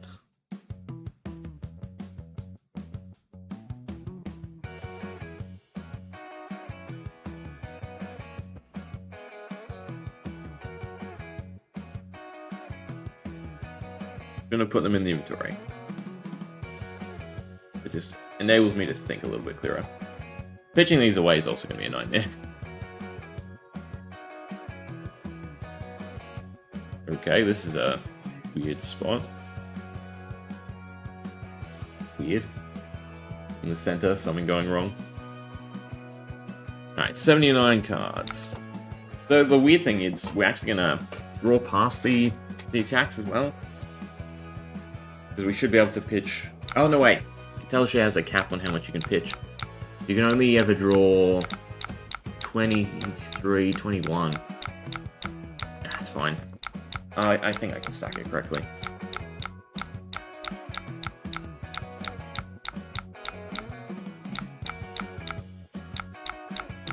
Unless they changed it. Maybe they changed it. But I think for the X's, they have a cap of 40.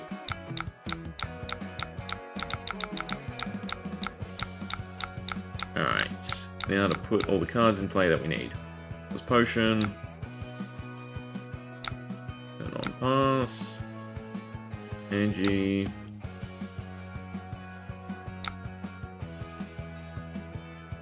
Keep track of how many.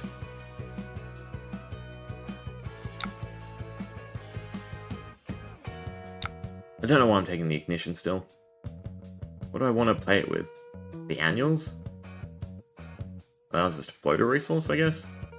The crown? No, you can't play with the crown. I just used it on the lightning greaves. We're missing one more amulet of servedness. 2 energy potions. One. Have to spam minus.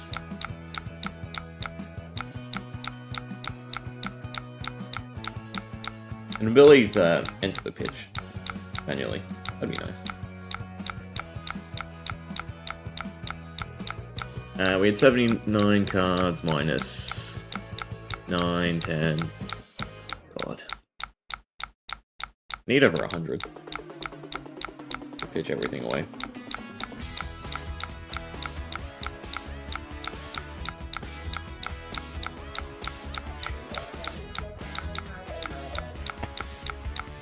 They also changed it where you can't continue the minus, right? If I did something. No, that was because I turned manual mode off. I'm crazy.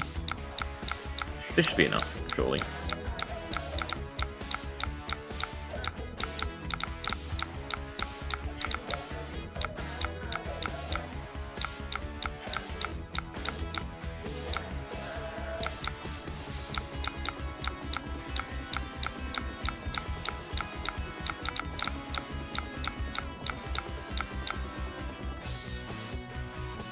Great, now I have to do plus a whole bunch.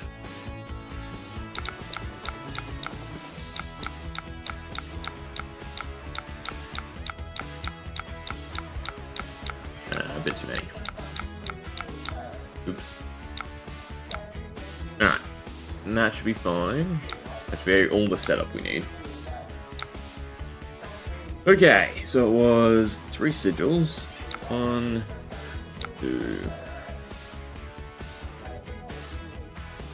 the card. Great. 3 sigils, then it would be shock. Or burn up in this case. The 3 channels. 1, 2, 3.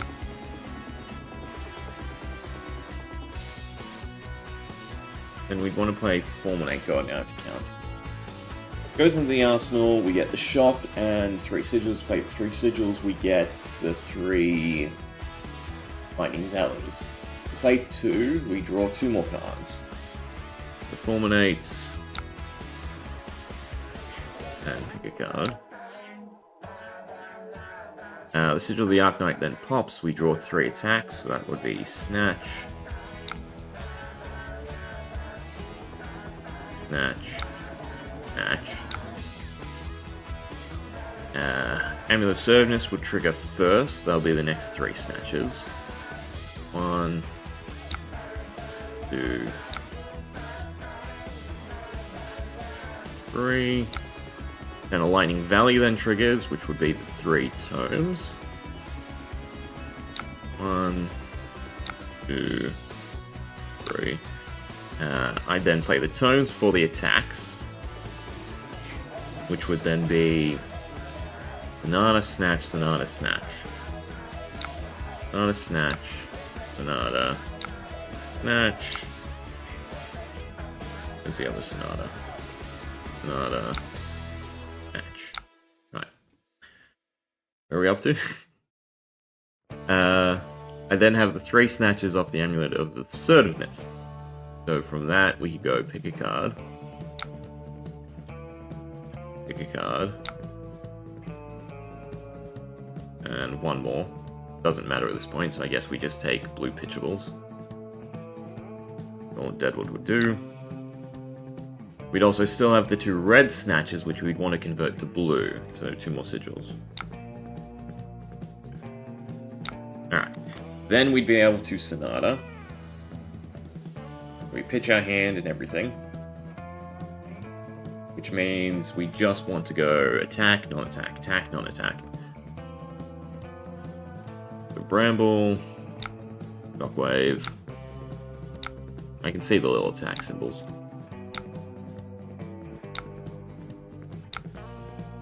And the ordering of this I really don't care about.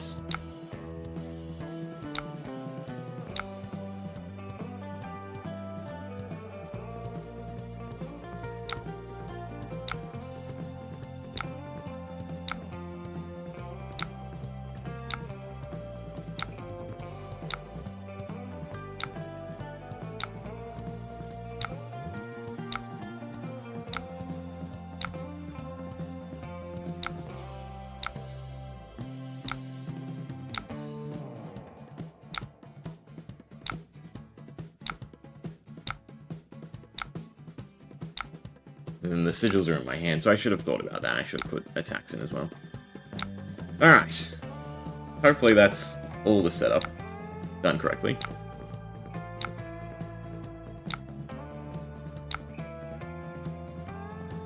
Okay, so on our turn, we just play the 3 sigils of the Arknight.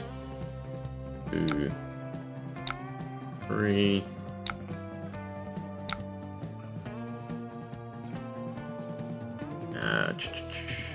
Right? I think that's it. Pass. Ideally, you'd wait till, obviously, your opponent's end step. But we might as well just play him now. Cool. Only play 2. We need 1 for the Fulminate. And then burn up and shock. Draw 2 back.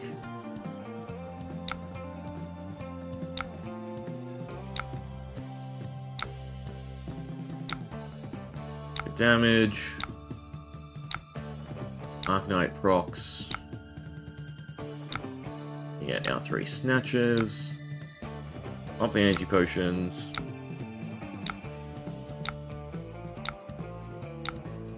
Right, and then we do Caution. Fulminates. Feel the channel lightning. We gain a resource.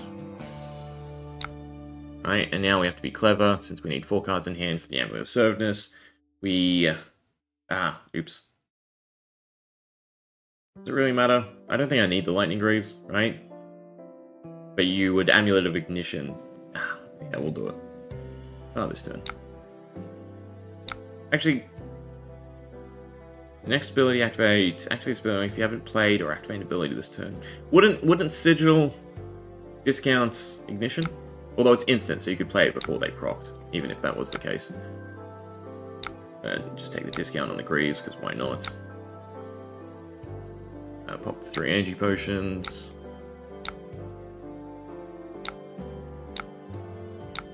Caution. Fulminate. Reveal. And a resource. Right, and then play Snatch.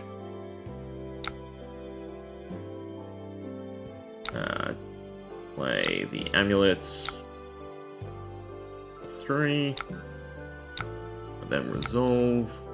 3 more snatches. Then play the other channel. Or our damage has been dealt. So then we still draw 3. Did I miscount?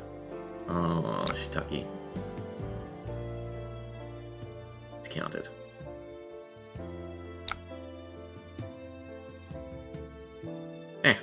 Hopefully the 3 times hit.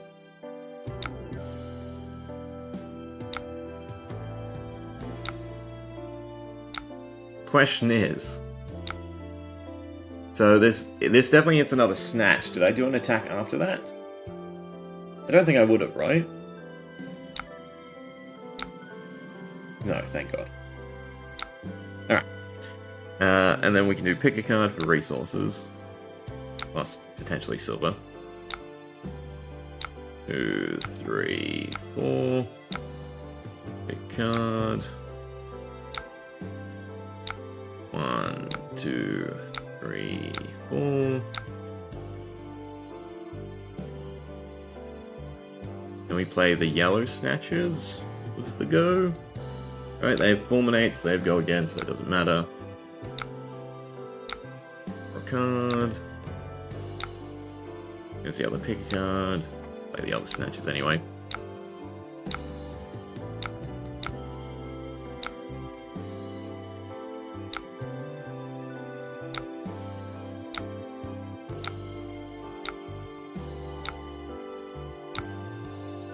I still want to play the red snatches as well.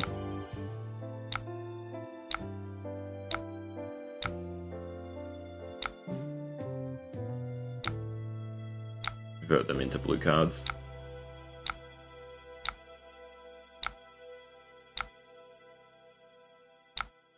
Alright, then pick a card for the resources. 1, 2, 3, 4. Alright, then we can brace the belief. Gain another resource.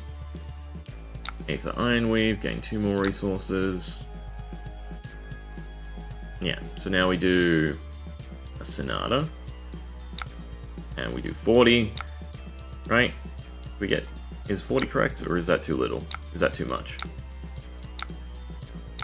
Oh, it's exact. Oh, that's beautiful. I don't have to put them onto the top of my deck.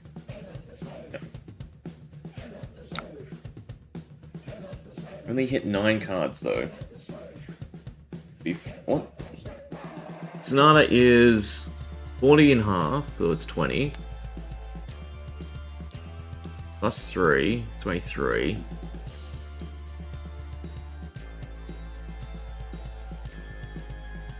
How's it only 9?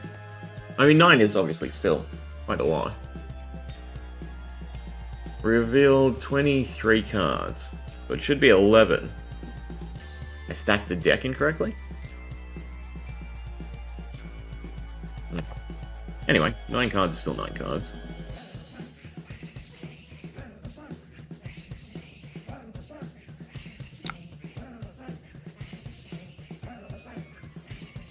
Wait, what? Selected 12, but a maximum of 9 is allowed. How do I... Sorry, I need to investigate. I can't undo. God. Why do I have 19 resources? Why did this message pop up? Alright, because it reset. Okay, okay. That's fine. It's fine. Nada. A40. Ditch everything away.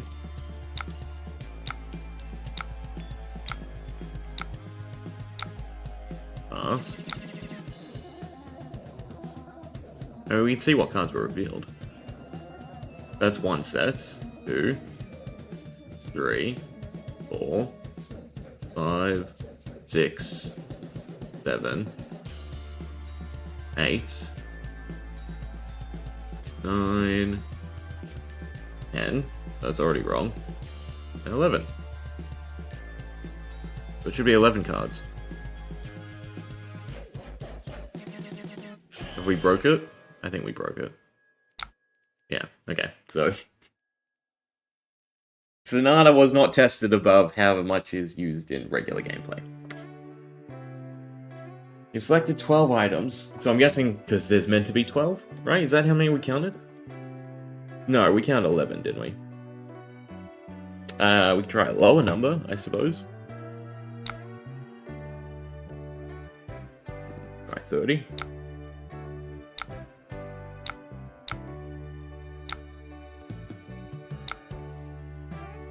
Eight cards this time.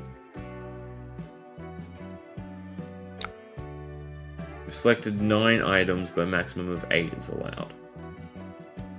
Okay, so whatever the Y crossed is how many we're meant to get, how many the game is actually showing, and then it doesn't know what to do. We'll try Sonata at... We'll go down by 1.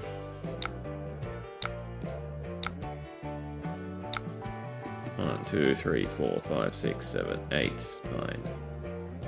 Ah, okay, no, this was my mistake. Was it my mistake the first time as well? It's probably my mistake the first time as well.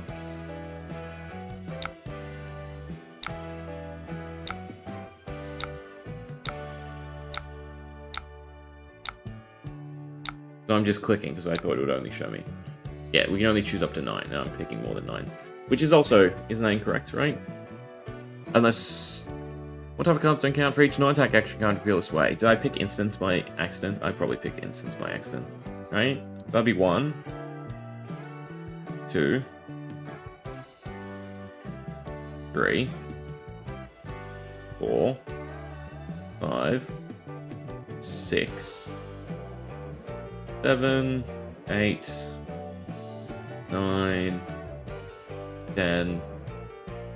Defense reaction, there we go. That's fine. So 9 cards. I don't really care which 9. 5, 6, 7, 8, 9. Okay. We got to the bottom of it. Alright, gain a resource. And then just do it again.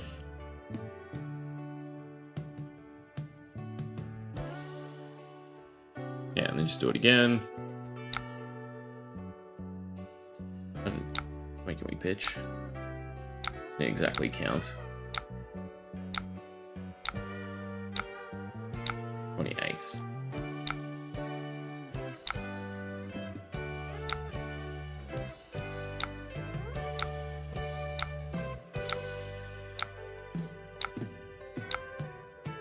This would be where we potion deja vu. Let that resolve.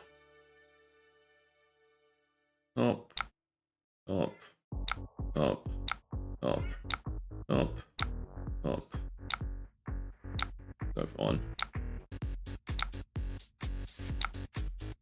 So now it becomes an issue, right? Because how I've stacked the deck. Where we're going to reveal way too many attacks, actually. Yeah. So I can show this off crazily if I stack it better. Problem is how I've stacked the deck. Although it's shuffled now, so... Or actually, it's shuffled after the first time as well. So it doesn't really matter how I stack the deck.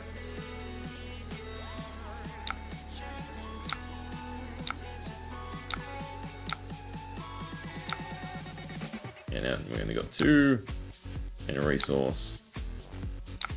A dichotomy, because why not? Alright, and they're banished, so I can't count dichotomy. I'm back either. Alright, I need to put a little bit more thought into how I stack the deck. The idea would be just to draw a bunch of attacks. Do a little bit of arcane damage with Sonata, and then still attack for a decent amount.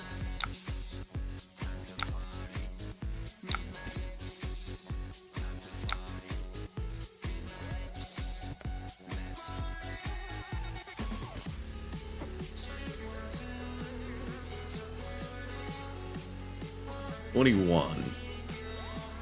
Suppose we can't really see how much Sonatas did. Right, 4 damage. 17 damage. It reveals 17 cards. Another big issue was some of these are not what I thought. Bills of Solace are bad.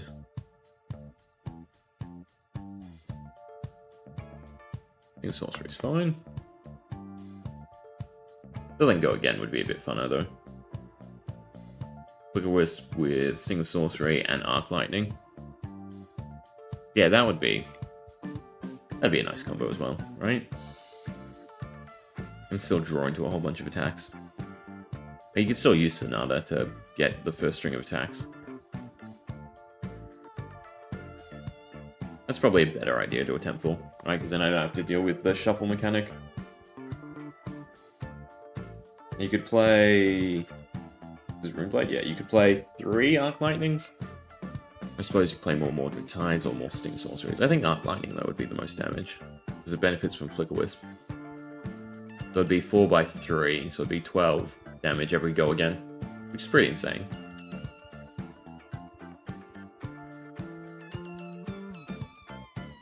Attack, attack, attack, attack, attack.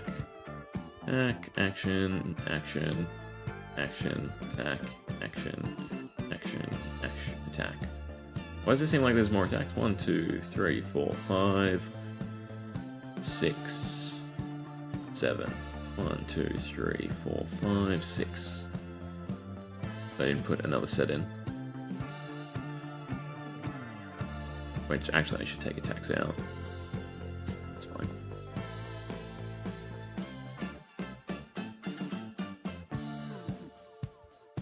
Research notes will do. Anyway, let's look into Earth Jarl.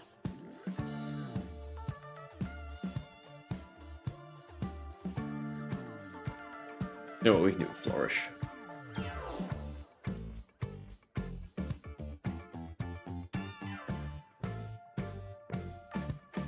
The nice thing is you can stick it on a Dominate card. So we have both Thrive, right? Which Thrive with Caution is already pretty crazy. Thrive and Flourish was the other one. Flourish, not so much. Flourish is kind of shit, comparison. Right, because it's just the next time.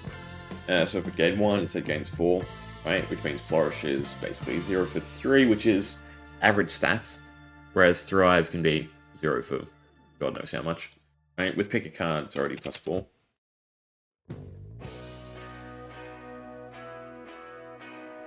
Each Thrive adds on 4 to Pick Card, so Pick Card and Thrive is 8, which then, 4. A card is still better than the Flourish. You stick it on Caution. We just have to find other ways to buff.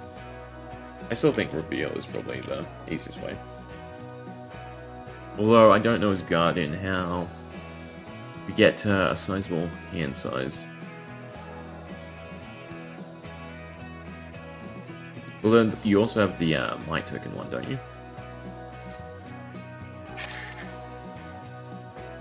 What is it? Bigger the bet? No. Talk a big game. Yeah, this. Actually, try and get this to work with Jarl. And then you just go into big attack after big attack after big attack.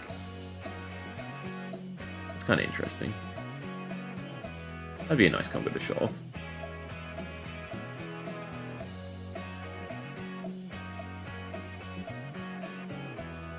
Problem is, access to draw is not as fantastic.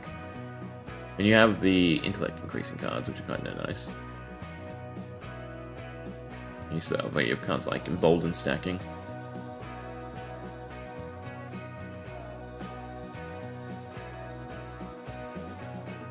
They'll play Tome of Harvest, so that's at least 1/1.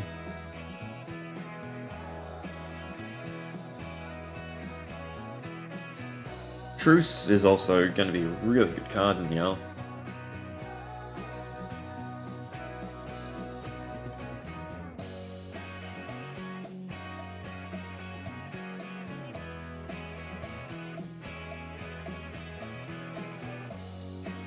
Blast played from the arsenal, yeah.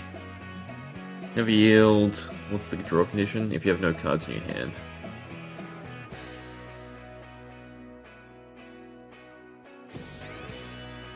Played from the arsenal. This is no more drawing, yeah.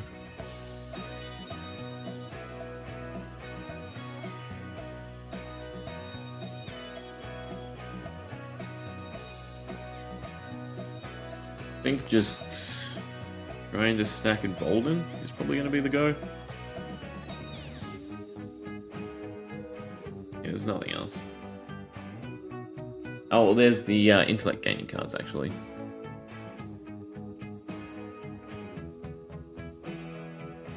When it enters the arena, if you control another non-token, draw a card.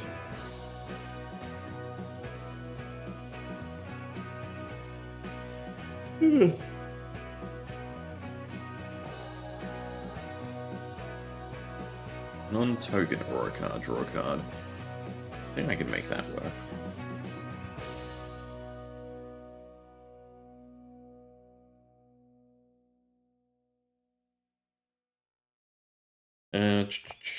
I suppose I can just do intellect, can I? Oop.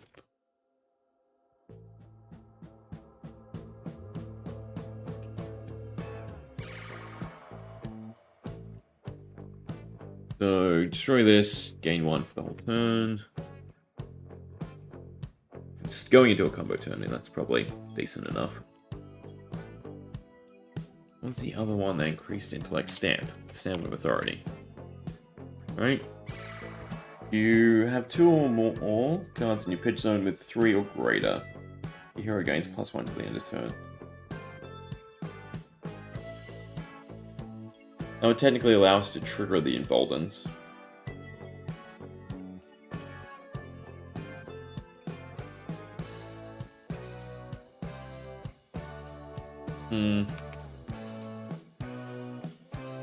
Guess this is the way to go.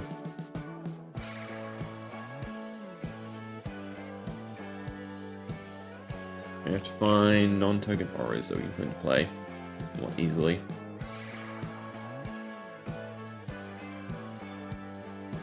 Any of the 2-cost ones though would be good.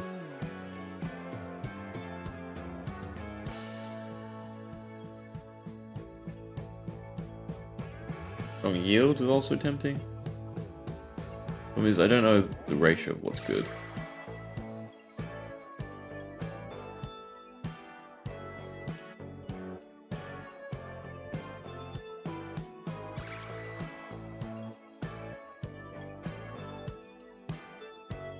We do Element Ison? That's 0 cost, Conquest of Eternity. The fact that this gives you a next attack dominate, that's probably decent enough, right? We stack that with Embolden, so that you get the draw effect of Embolden.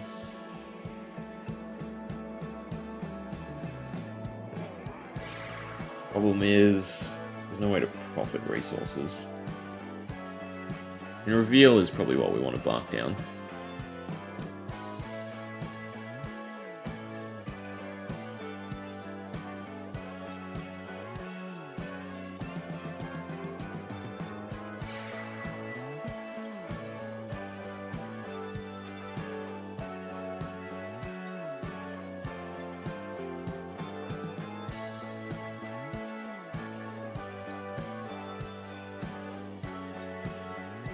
Golden just feels... Well, 1 for 5 is nice, right? As long as you get the draw effect.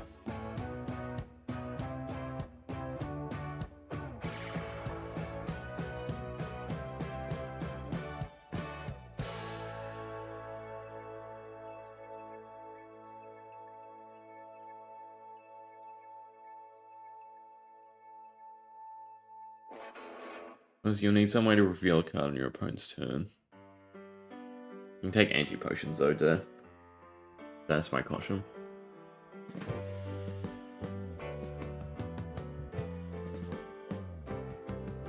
Sitting in the basement apartment.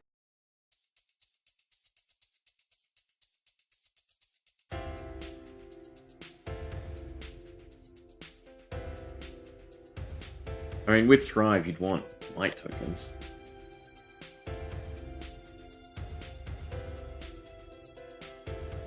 Thrive with might tokens is insane. So I think that's probably the big attack into talk a big game into a whole bunch of might with Thrive. I think I'm happy with that.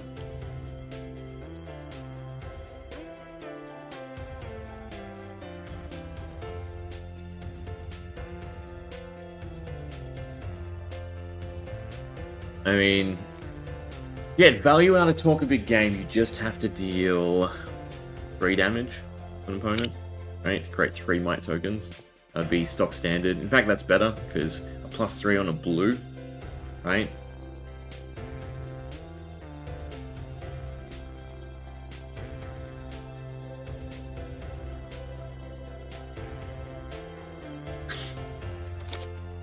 What other ways are there to generate might tokens? Major A might token. Create 1.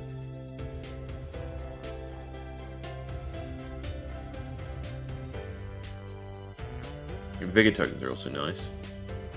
Create 2 for 2, that's bad. Canopy Shelter though is nice.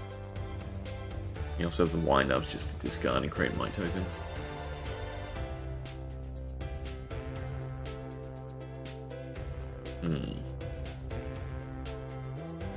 I think it's sequence this to talk a big game into Thrive.